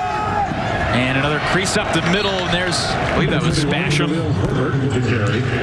One of the most impressive plays Boogie Basham makes. Dave Clawson calls them the plays that you can't believe that the trail side defensive end would make the play. Right, everybody talks about his tackles for a loss, but this guy, he makes plays sideline to sideline. He plays great against the run also. Limited to a 7-yard gain for Herbert. He's up to 64 yards. This time Hooker fakes the pitch, marches across the wing 45 into the arms of Jaquez Williams. Another 7-yard chunk for Hooker on the ground. Look at a fake toss, getting guys running after the toss. And this is when Hendon Hooker is dangerous. To throw this time, completes it to Robinson. Taylor pushed him out inside the 30. All of a sudden, you can feel the momentum starting to switch. This offense getting comfortable.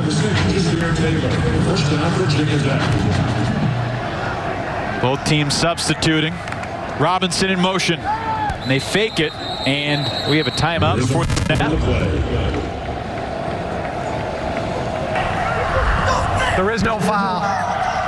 Team is allowed to practice substitution. The substitution was not complete. Therefore, we're redoing the play. First down. Wow, I don't blame Fuente for being mad on that play because Trey Turner ran across the field, was wide open. Looked like he was going to get that pass. He's saying that we didn't sub, they subbed. And if only the defense subs, the offense doesn't have to wait for him. Yeah, that's a big play right there. First down for the 29. Hooker sets up the screen to Gallo with a blocker in front. But a better job by Nick Andersen to get by the blocker. Where did this guy come from? Wow, he did his job really to turn his play back in and ends up making the play. Big 69 lead blocker. The tight end. To do it, missed him. Well, the tight end has to cut back. The blocker is blocking him out. Nick Andersen, great job making the tackle. Remember, the Hokies have only scored on 1 of their 3 trips to the red zone so far today. Blackshear spun down after a pickup of just 1. Another tackle for Jaquez Williams. Jaquez wins and Nick Andersen up on that line making the play also. Yeah. 9 tackles apiece for Andersen and Williams today, leading the Deeks.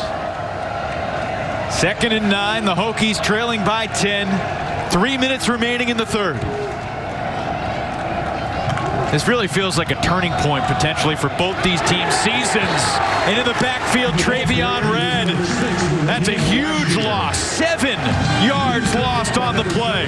Travion Red read this play from the start. He sees the motion coming, Blackshear, and he just gets up the field. He got actually blocked from behind by Robinson here. Got pushed into the play. That easily could have been a flag. And you know, if he's a split second later, the back is by him, and who knows where he ends up. Instead, 2nd and 9 becomes 3rd and 16.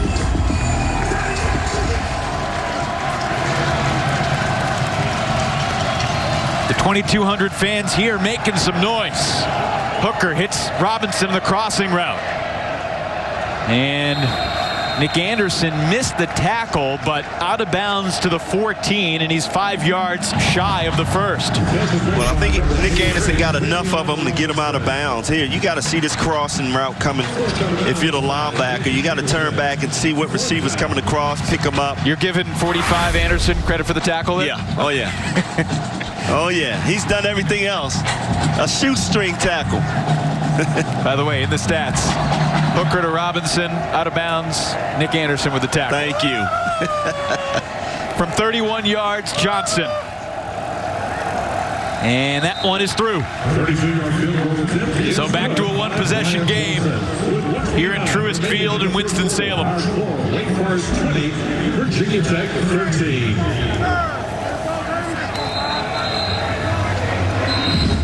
Minute 29 remaining in the 3rd quarter. Nick Andersen, freshman from Clinton, Virginia. He's 18 years old.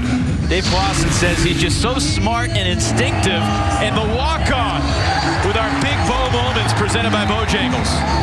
2 interceptions on the day. He's also the leading tackler. Just a great job. Good instincts by Nick Andersen. And we talked about how much he studies the ball game. He saw that play coming. He stayed back. He's the deepest guy on the field. And, man, good reaction there going up and getting that ball. Mentioned earlier how his scholarship offers before Wake Forest gave him a preferred walk-on spot were Columbia, UNH, and Butler. Good schools, but not big, powerful football programs. About that, Andersen said, look, it's something I'll always have in the back of my mind. But I'm kind of glad that other Virginia schools didn't come in on me because I found my home here at Wake Forest. Yeah, that's how it happens, man. He's happy here. Dave Clawson, they did a great job of allowing him to come to campus. And discovering him in fall camp. Remember, no spring ball to figure stuff out, but the true freshman walk-on Andersen is becoming an ACC star. And, well, now let's see what Sam Hartman can do. Look, on 4 trips to the red zone, Virginia Tech has gotten 6 points. So the defense has not broken for Wake Forest, except for Andersen's one mistake that he wants back. And now we see what Hartman and the offense can do to try to make this a 2-possession game again. Well, you see Diablo coming up in the box. You got to stop this run of Wake Forest. Diablo comes up. Hartman rifles it to the perimeter for Roberson, and he shows his wheels. Catapulting himself to the perimeter for the first down, a gain of 11. And this is the danger. If you're Virginia Tech, you know you got to stop the run, so you want to walk guys up 8 in the box there, but you got a smart quarterback in Sam Hartman who's taking advantage of seeing those guys come up and throw the quick out for a good 6-7 yard gain. Walker this time hit by Barno. Amari Barno, the tallest member of the Virginia Tech defense. He's 6'6", playing on that defensive end. So 1 yard gain makes it 2nd and 9. And throwing to a covered receiver, A.T. Perry, and the flag comes in late. Well, that's a good call. Dorian Strong had his hands all over the receiver. Pass interference, defense, number 24. Ball be placed at the spot of the foul. Automatic first down. Good to see A.T. Perry back on the field for Wake Forest, but Dorian Strong had his hands all over him, a true freshman. They got 24, not 44, so it's Devin Taylor who was hanging on the arm. Oh no, you were right. Strong. You were right, and the official was wrong. I'm never doubting you again. I apologize. Yeah, I was all over that play. The freshman Dorian Strong. So first down. Hartman shows patience. He was past the line of scrimmage and just that stutter step. Typically that type of running is discouraged. Like hit the hole, get what you can get. Wake Forest has reinvented offensive football. He's watching his running backs run, man. So it is awesome to see Sam just read the play there and get about 5 yards on first down. Well, the good news is the two teams are not going to have to move very far to the other side of the field. It's going to go from 149 yard line to the other. And Wake Forest will carry a 7-point lead into the 4th quarter at Truist Field. Wake scored the first 10. Virginia Tech scored the next 10. Then Wake been up 20-10. A field goal for Johnson makes it 20-13 as we head to the 4th. Play from the plus 49 yard line for Sam Hartman in the Deeks. Wake Forest has rushed the ball for 222 yards through 3 quarters. And they stay on the ground and move the chains on the opening play of the 4th. 8-yard plunge by Walker down to the 41. Wow, what a play here. How about your quarterback? Sam Hartman, he hands the ball off, and he goes out there, he sees the running back, Walker coming, gets a block for him. Not going anywhere this time. In the backfield immediately. Amari Barno disrupting that play. Couple big plays by Barno getting up the field. Tall, lanky Barno. So Walker picks up 8 and loses 4. It's 2nd and 14. Hartman looking to throw this time. Open man is Donovan Green. He's got it.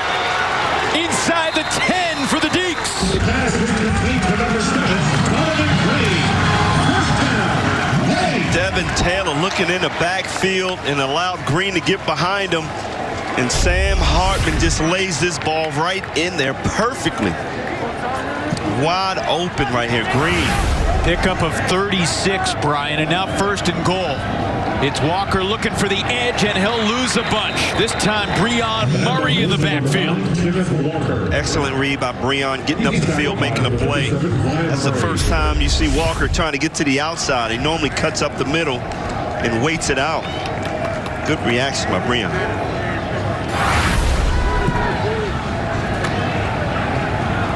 Second and goal from the 13. Everybody back up, big team. Hartman, 12 of 16 for 110 yards. He's run for a score. He hasn't thrown one yet. It's Walker, makes one man miss. Down to the 6. Kenneth Walker with the carry. 3rd and goal coming up inside our CPI security red zone. What are you looking for here? Hartman's going to throw it. He's got time, and he throws to the goal line, and a flag is thrown. No touchdown signal, so you think it's offensive interference on Green. And that is the call. Yes, it is. I was going to say, how can he be that wide open? Pass interference, offense. Replay the down, second down. That's a 10-yard penalty. Now I know why Green was that wide open. Bottom of the screen. Good push off there. It was a good push off.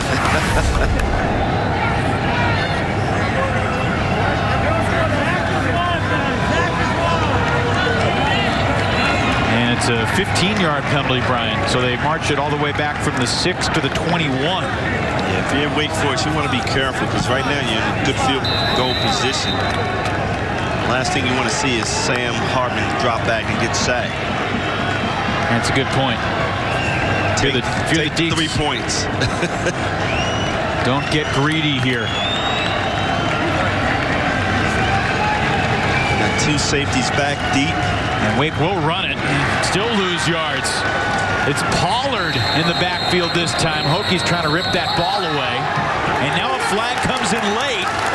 This is getting scrappy here in Winston-Salem. They had him stopped, and it would be 4th down, but if the penalty's on Virginia Tech, Wake would have a new set of downs. And you see Sam pointing to Virginia Tech. Huge call right here. Jeff Easer, what you got? After the play was over, personal foul, unnecessary roughness, defense, number 96. Penalty is half the distance to the goal line. 1st down. Goodness gracious. Wow, that's just lack of discipline. You make the stop here, you make it tough on the kicker, Skiba, and he wouldn't go down, and Pollard wasn't happy that Walker would not go down.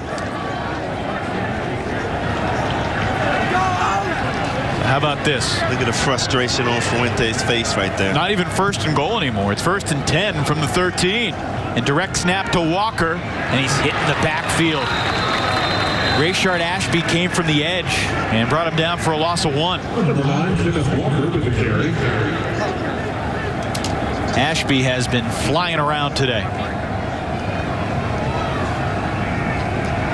Look at Ashby breathing hard. This offense has been on the field for a while. 6 tackles, a couple behind the line of scrimmage, including a sack for the senior Ashby. On 2nd down, Sam Hartman looking around, and it's dropped. Blake Whiteheart, 2nd string tight end. Not sure he would have scored, but he would have put the Deeks in a good spot if he could have held on right there. And that was a perfect throw by Sam Hartman on the run here, about to get hit. And he hits him in the perfect place, right in the chest. Might have been a 1st down. Instead, it's 3rd and 9. Yeah, this game has slowed down in the 2nd half. Well, if you're Wake Forest, I mean, you're doing exactly what you want to do. You know, you want to get that time off the clock. On 3rd down, Hartman with a pocket collapsing steps up and gets spun down to the 10. He's going to be 7 yards shy of the first, and that will presumably bring Nick Skiba out onto the field. Protecting the ball, that's what you want to do in this situation. To come away with at least 3 points. Continue to put the pressure on Virginia Tech's offense. Another long drive, 12 plays, 65 yards, penalties, zigzagging it in both directions. And now Skiba from 28.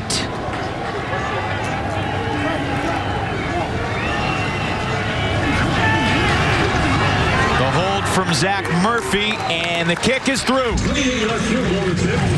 So the lead back up to 10 with 11:05 to play. Dave Clawson would have liked the touchdown, but he will settle for the field with just over 11 minutes to play. And the talented redshirt junior from Greensboro looking for a comeback just about half an hour down the road from his hometown. What have you thought about how Hooker has led the Hokies today, Brian? Well, a lot of pressure on Hendon Hooker. When you shut down Herbert, you got to make a lot of plays. And I think right now, Wake Forest is doing a tremendous job of containing him from getting to the outside where he's most dangerous. So, hey, big-time players make big-time plays when it counts. So we're going to see what happens to end this ball game. 2 interceptions, costly.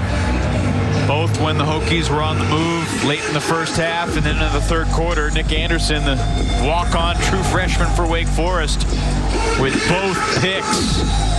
Well, we talked about how important it is for Wake Forest to stop him from running and make him pass, and we see what happens. 2 interceptions.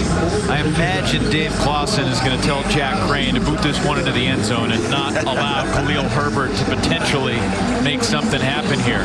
Although Herbert could run it out from the end zone. They kick it the other way, looking to get it to Jalen Holston, and he'll return it from the 1. And a pretty good block from Herbert, but Holston crunched inside the 20 by A.J. Williams. That's excellent coverage and a nice angled kick by Jack Crane. Yes, keep it away from Khalil Herbert. Exactly what he did. And you know, he mishits that a little bit. That's out of bounds. Yes. Instead, Hokies start this drive right around the 19-yard line.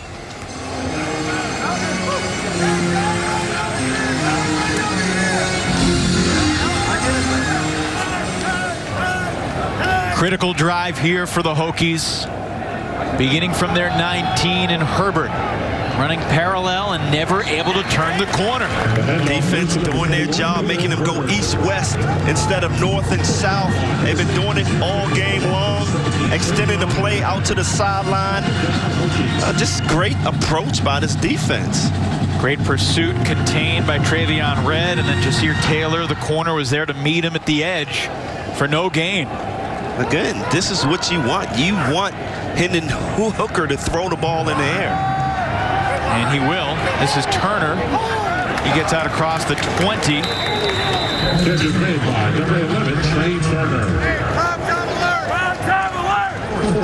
That's a 3-yard gain. And it's 3rd down. Now you see the smaller defense come on the field for Wake Forest. Doing an awesome job containing Hooker. Still looking for Boogie Basham's first TFL, by the way. What's the play call here? 3rd and 7. Hooker. James Mitchell. You got to be looking for James Mitchell. And he's got space on the edge. The first down for Virginia Tech out to the 34-yard line.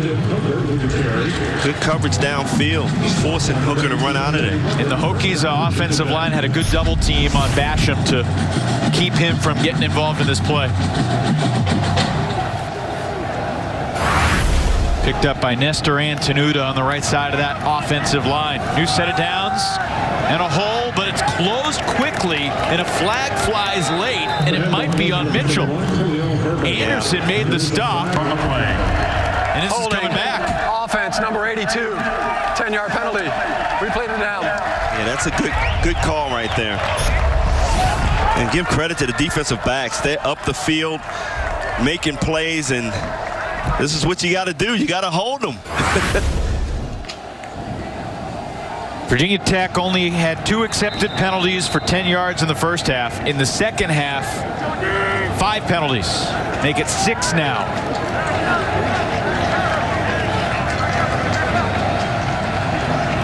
So back at the 24-yard line, 1st and 20. And Hooker flips it down the middle. And Raheem Blackshear nearly broke that one. Travion Red may have saved the touchdown. He did. I mean, that's a well-designed play there. Everybody thinking the run is coming. And he hits Blackshear from that slot position. Good saving tackle.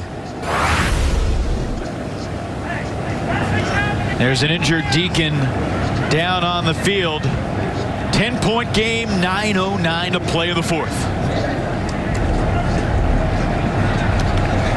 We hit it off pretty quickly because we both have the same passion and love for shoes. All right, guys, and then, you know, after that, how has their relationship just progressed? It's really been, you mentioned it earlier, Evan, they're roommates together. And so when Hendon went home after last week's win, he said, I saw Khalil in the kitchen, and I looked at him and I said, Juice, you are the best running back I have ever seen play. Evan, I'll let you take this. Flag down here as Herbert finds open space. But yeah, I mean, just to finish that story, Hendon Hooker said if you wanted to build a running back in a video game, you'd build Khalil Herbert. And yet the holding penalty is going to bring this one back. Fuentes is going to look back at this game. Holding, offense, 10-yard penalty, 2nd down. Fuentes is going to look back at this game, and he's going to be very, very upset with the discipline of his team. A lot of penalties hurting a lot of drives that this offense has been on. The center, Brock. No, it's the right guard, Doug Nestor, I believe, who was called for the holding penalty there. 2nd holding penalty of the drive. It's 2nd and 11. And the flag coming downfield. Hooker keeps it. Option play. It's Blackshear out across the 40. And there's another flag, this one thrown from the secondary. As Williams made the stop, another marker, and I think this one is going the other way against the Deacs. Personal foul, face mask, defense, number 29. 15-yard penalty added to the end of the run. 1st down. So that's on the true freshman, Kalen Carson.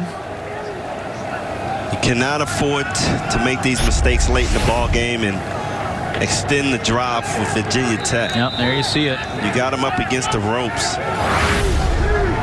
Looks like both guys may have been holding on to the other's face mask there. Call it on Carson. Clock ticking, 8:20 to play. Ball spotted at the Wake 42. Fake to give to Robinson. Looking for Turner, and he's open. And he lost the ball late. Wake calling it an incomplete pass, but their opinion doesn't matter. And the officials are going to spot it inside the 30. The ruling on the field is a completed catch, fumbled out of bounds. Results of the play is a 1st down. Did he hang on long enough here, Brian? 1-2, yes. Good defensive play knocking that ball out of there.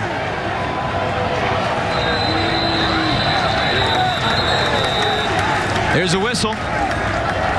Ruling on the field is a catch, fumbled out of bounds. That play is under further review. All right, important review here. Turner shaken up in a 10-point game. So the replay crew confirms the catch here for Trey Turner, saying he hangs on long enough before Kalen Carson dislodges it. Fumble out of bounds. Sets up 1st and 10 for the Hokies at the Decons 28 in a 10-point game here in the 4th. Trey Turner actually limped off the field. It looked like he had a cramp after that play. It's going to be interesting if he returns. I mean, he's a pretty important receiver for Hendon Hooker. Yeah, that's absolutely true. Caleb Smith and Raheem Blackshear are the wideouts at the top of the screen. Blackshear in the slot. Robinson at the bottom with Herbert in the backfield. It's Hooker to throw. Moving the pocket to his right, and great defense. Reading that play perfectly. A.J. Williams. A.J. Williams coming up with some huge plays lately in his fourth quarter. He's all over the field. Just using his athletic ability, leaping in the air to knock this ball down. You know, Virginia Tech has had a habit and a history of transforming high school quarterbacks into great all-around players. Wake's doing that with A.J. Williams, former high school QB. That ball whistled past the outstretched arms of Caleb Smith there. Yep, Smith down the seam. Haven't called his name all day long. You know the Smith family. Yes, I do. I played with his dad, who was an awesome safety, a hard-hitting safety. And his mom was a basketball player at University of Richmond, so he had some athletes in his family. Yeah, you were drafted, I believe, in '89, and James was drafted by the old Houston Oilers. That's right. '91. Yep. Third down. Turner's back in the game at the top of the screen. Probably kick the field goal if you don't convert here. But Hooker hit in the backfield, lost the football. Loose on the turf. Who is that madman right there? Boogie Basham comes through huge at the right time for Wake Forest. A 6-yard loss. Coming from the edge, just with the swim move, his speed, his size. Oh my. So it's 23 straight games. A streak that goes back about 2 years exactly. Streak that started on October 27th, 2018. Actually a game, Brian, that you and I called Wake at Louisville. Now this is a big play right here. Brian Johnson, career long 55. This is 52. And he missed it. Wow. Big time players make big time play, and Boogie down Basham comes through for Wake Forest. We've been waiting to call his name in the backfield, and he picked his spot well. And another miss for Johnson. He's missed 2 kicks today. Certainly had the leg. His defense stepped up at the right time. Lyle Hempfield, boy, he has this team in the right position on defense. And he talked about how Basham Jr. is a quiet leader. Just goes out and plays with a high motor, leads by example, and his team is following him today. And Lyle said he's not the captain because he talks a lot. He doesn't say anything. He just plays. This is Beal-Smith picking up 7. Here's where, if you're Wake Forest offense, you just grind out yards here. Get some first downs, burn the time off the clock, and keep Virginia Tech off the field. Boogie, boogie, boogie, boogie.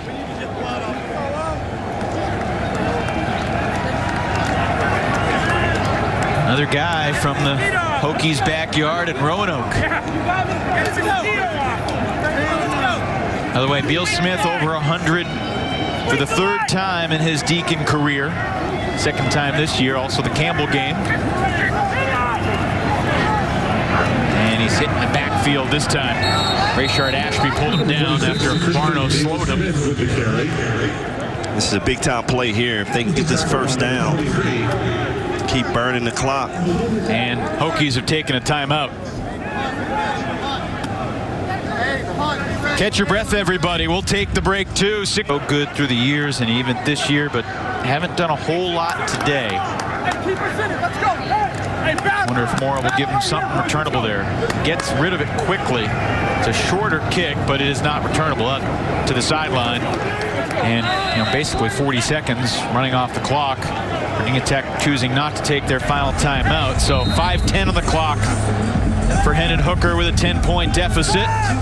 He gets set to retake the field, and we hear this from Works. Works Landroid robotic lawnmower. Enter to win at winalandroid.com. The future of lawn care is here. Virginia Tech takes over 1st and 10 at their own 28-yard line. Entering this week, the Hokies were averaging north of 484 yards a game for total offense. 7.3 yards per play. Only Alabama, Florida, North Carolina were better in all of FBS. 40 points in a game 3 times this year, matching what they did all last year. And Hooker has the first down and more, galloping for about about 20 near midfield. Well, if you're Wake Forest, if you cover downfield and force Hendon Hooker to run out of there, you're eating up the clock, and I think that's what they want to do. Herbert hit in the backfield. How about A.J. Williams once again coming up with another big play in this fourth quarter? Yeah, Williams has been phenomenal today. Played 4 games last year, preserving that redshirt season. And think about this, he'll still technically be a freshman next year because this year doesn't count. Hooker throws that one behind Jenga Hodge. Transfer from Villanova, who has not been targeted today until now. Well, this secondary for Wake Forest, they're reading their keys, they're playing good coverage, and they're taking a pass away from Hendon Hooker. And Hooker's got 93 yards on the ground and 201 in the air, but it doesn't seem like it, does it? No, it doesn't. You see 4 for 12 on third downs. They need the Deacon 42. Hooker has time and hits Gallo for 8. It'll be 4th and 2.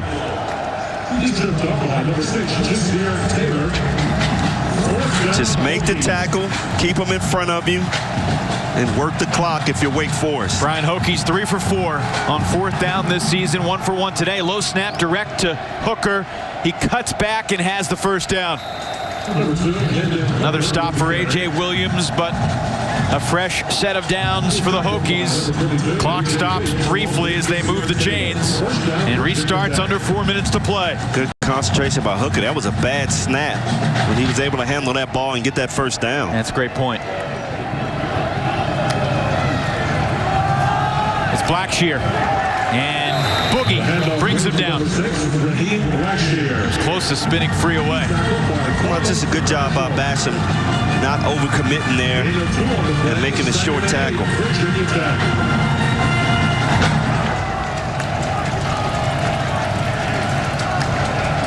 Second down. Hooker ran into his lineman and looking for the sidelines. Again, the secondary for Wake Forest. Great coverage downfield. Nobody's open for Hendon Hooker. Dave Clawson has talked about how Wake has to be an ascending football team. They have to develop. They have to improve. You think about how the defense looked against Clemson and NC State, even against Campbell, the first half against Virginia. But look at this, 5+ quarters. Wake has allowed 1 touchdown since halftime of the Virginia game. Allowed 3 points in the second half to the Cavs. 13 points through 3 quarters and 12 minutes today. Deep ball looking for Turner is incomplete. Jazir Taylor has had a wonderful day at cornerback. He is locking those receivers down.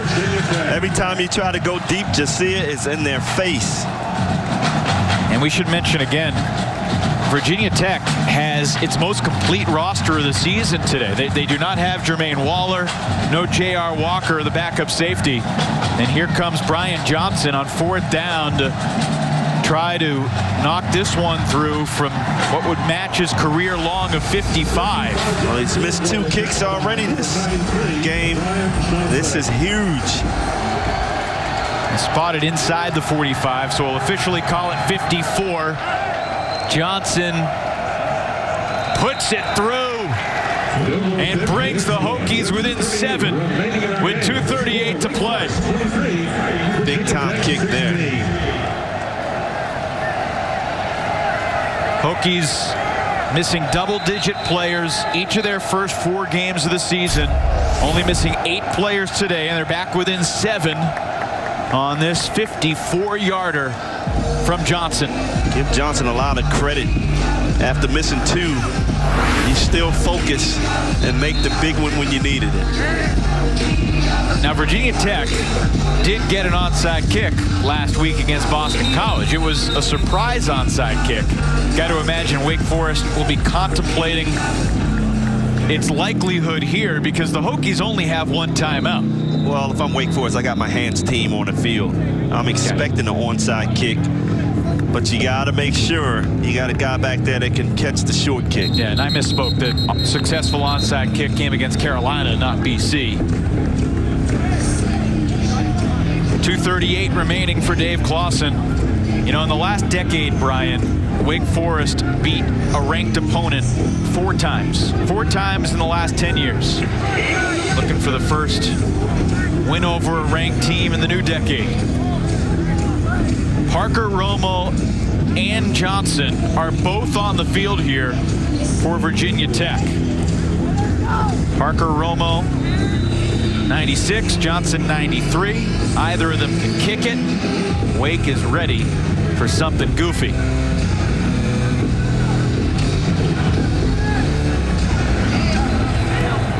And a whistle. That ball, flag flies. Wake's got it. Did you hear the whistle before the kick there? I thought I did hear a whistle. It's about 12 flags on the field.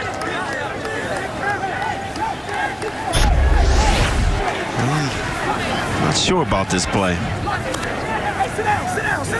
Yeah, good onside kick. Looked like he may have signaled a fair catch.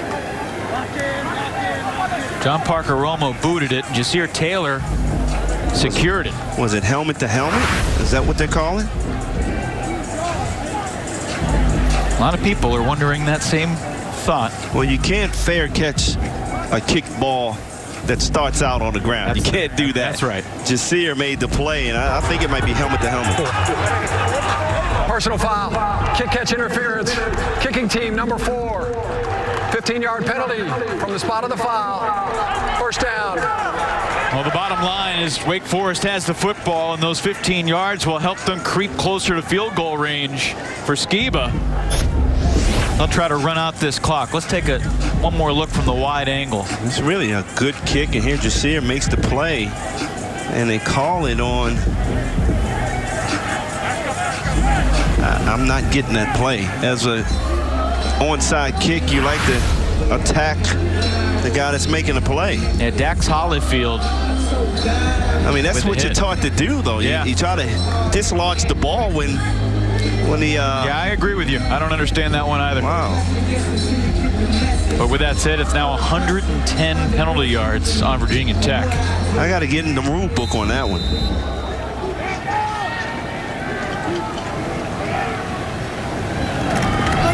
Hartman gives it to Christian Beal-Smith. And he stopped for no gain. Justin Fuente uses his final timeout with 2:31 to go. Third and final timeout. Virginia Tech. 30 seconds. Well, Khalil Herbert was leading the nation in rushing, but it's these 2 guys who have stolen the show. Beal-Smith over 100 yards for the 3rd time in his career. And one of the plays of the game, Brian Jordan, was Kenneth Walker's 6-yard touchdown run. I still don't know how he got to the end zone. Well, he just showed grit there. 1 minute in lane. 1 minute timeout. He just showed grit and toughness on that play. I mean, you got to give him a lot of credit. He didn't give up. And when you smell that end zone as a running back, you do whatever you can to make it there, and he did that. Wake Forest hits the road for their next 3 games after today at Syracuse, noon kickoff on Halloween next Saturday. Then the Deacs have a week off before back-to-back trips to North Carolina and Duke. Next week will be the first time the Deacs have left the state of North Carolina this season. They'll only leave the state twice. 3 of the 5 road games against the other North Carolina schools in the ACC. All right, 2nd down and 10. Virginia Tech is out of timeouts. They'd love a 2-minute warning, but that's not a thing either in college football. Number 26, Christian Beal-Smith is the ball carrier. Yeah, you got to protect the ball, and let the time, and then trust your defense to make some plays. Injured Hokie is down. That'll stop the clock, although they'll reset the play clock to 25 when the injury resumes and start ticking it. An interesting decision could be brewing here for Dave Clawson. Do you send Skiba out for, I don't know, a 50-yard kick to try to make it a 2-possession game?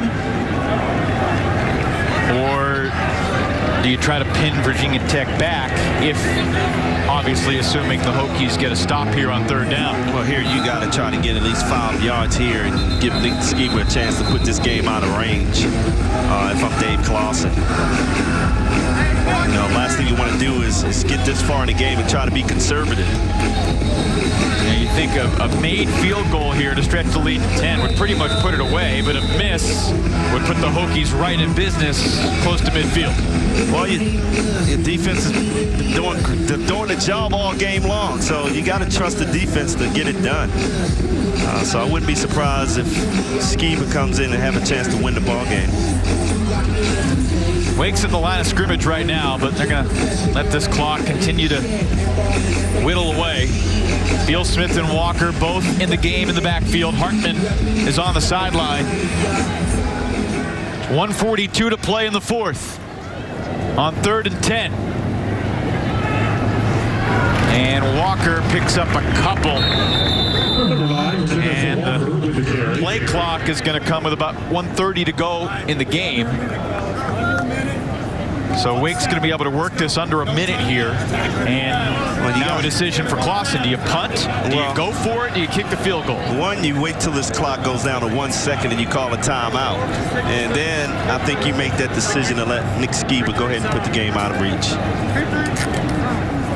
Spotted the 32-yard line. So it'll be right around a 50-yard field goal, which, you know, Skiba has not made anything beyond 49 in his career. Wake Forest has not had a 50-yard field goal since Mike Weaver did it against Clemson, November of 2014.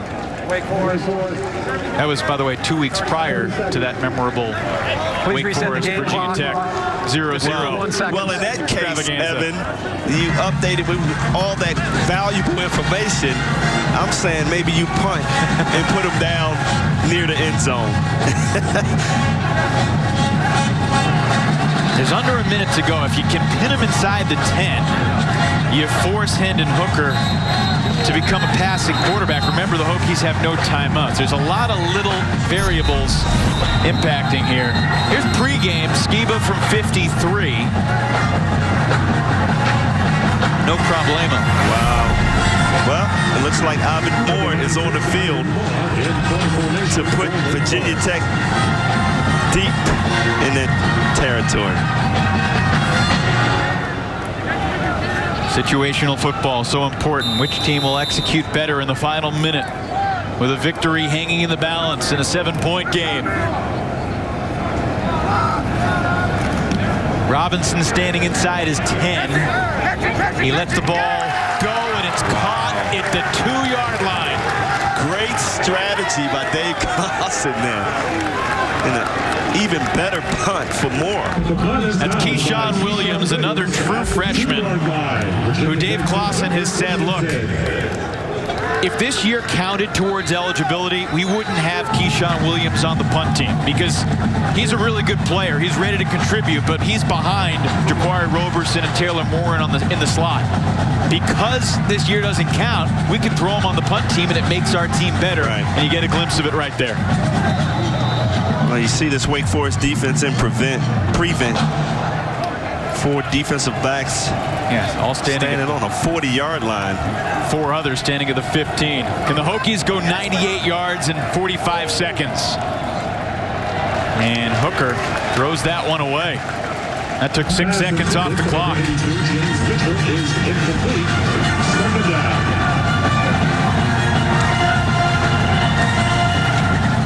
You talk about coming into this ball game with a great defensive plan. Lyle Hempfield, you can't say enough about him as a defensive coordinator.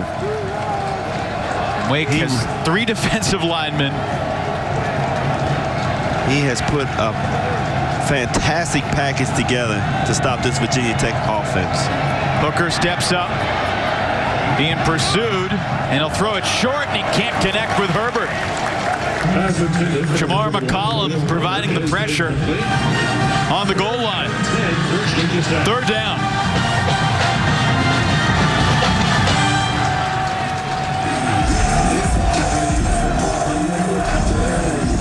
What a win this would be for the Demon Deacons. Wow. Their 3rd straight victory after Losing to Clemson in the opener, that wasn't a huge surprise. They lose a tight, high-scoring shootout in Raleigh. Long break, games canceled, rescheduled. Third down for Virginia Tech. And Hooker completes it, but the quick tackle made out across the 15 to the 16 to Turner. Clock stops on the first down. They reset the chains with 24. And a spike with 21, I thought. Whistle came late. See if they had a second or two. Pass is incomplete. Second down, Hokies. Dave Clawson was just looking at all his deep safeties, pushing them back a little further. Saying, get deeper, get deeper. Don't let anyone behind you hear. That's the message for sure. Wake 20 seconds away, trying to close out Virginia Tech. Toward the sideline and incomplete. Looking for Robinson with Williams in coverage. What a great job by Wake Forest defense this whole game. Containing Hendon Hooker, shutting down Herbert. And you know, there was some thought that the Hokies might be the team in the ACC that's about to get on a roll. They've looked really good. Lost a lot of players in the Carolina game. They lost that one, but you know, games against Wake and Louisville and Liberty before the Miami game. That game at Louisville's looking a little tougher now after what they did today to Florida State. Pressure coming. Hooker throws downfield, and that's the ball game. Who else? It's the freshman walk-on Nick Andersen with a hat trick. His third interception. Wow. Right place, right time, 3 times today. The Nick Andersen story is just getting started here in Wake Forest.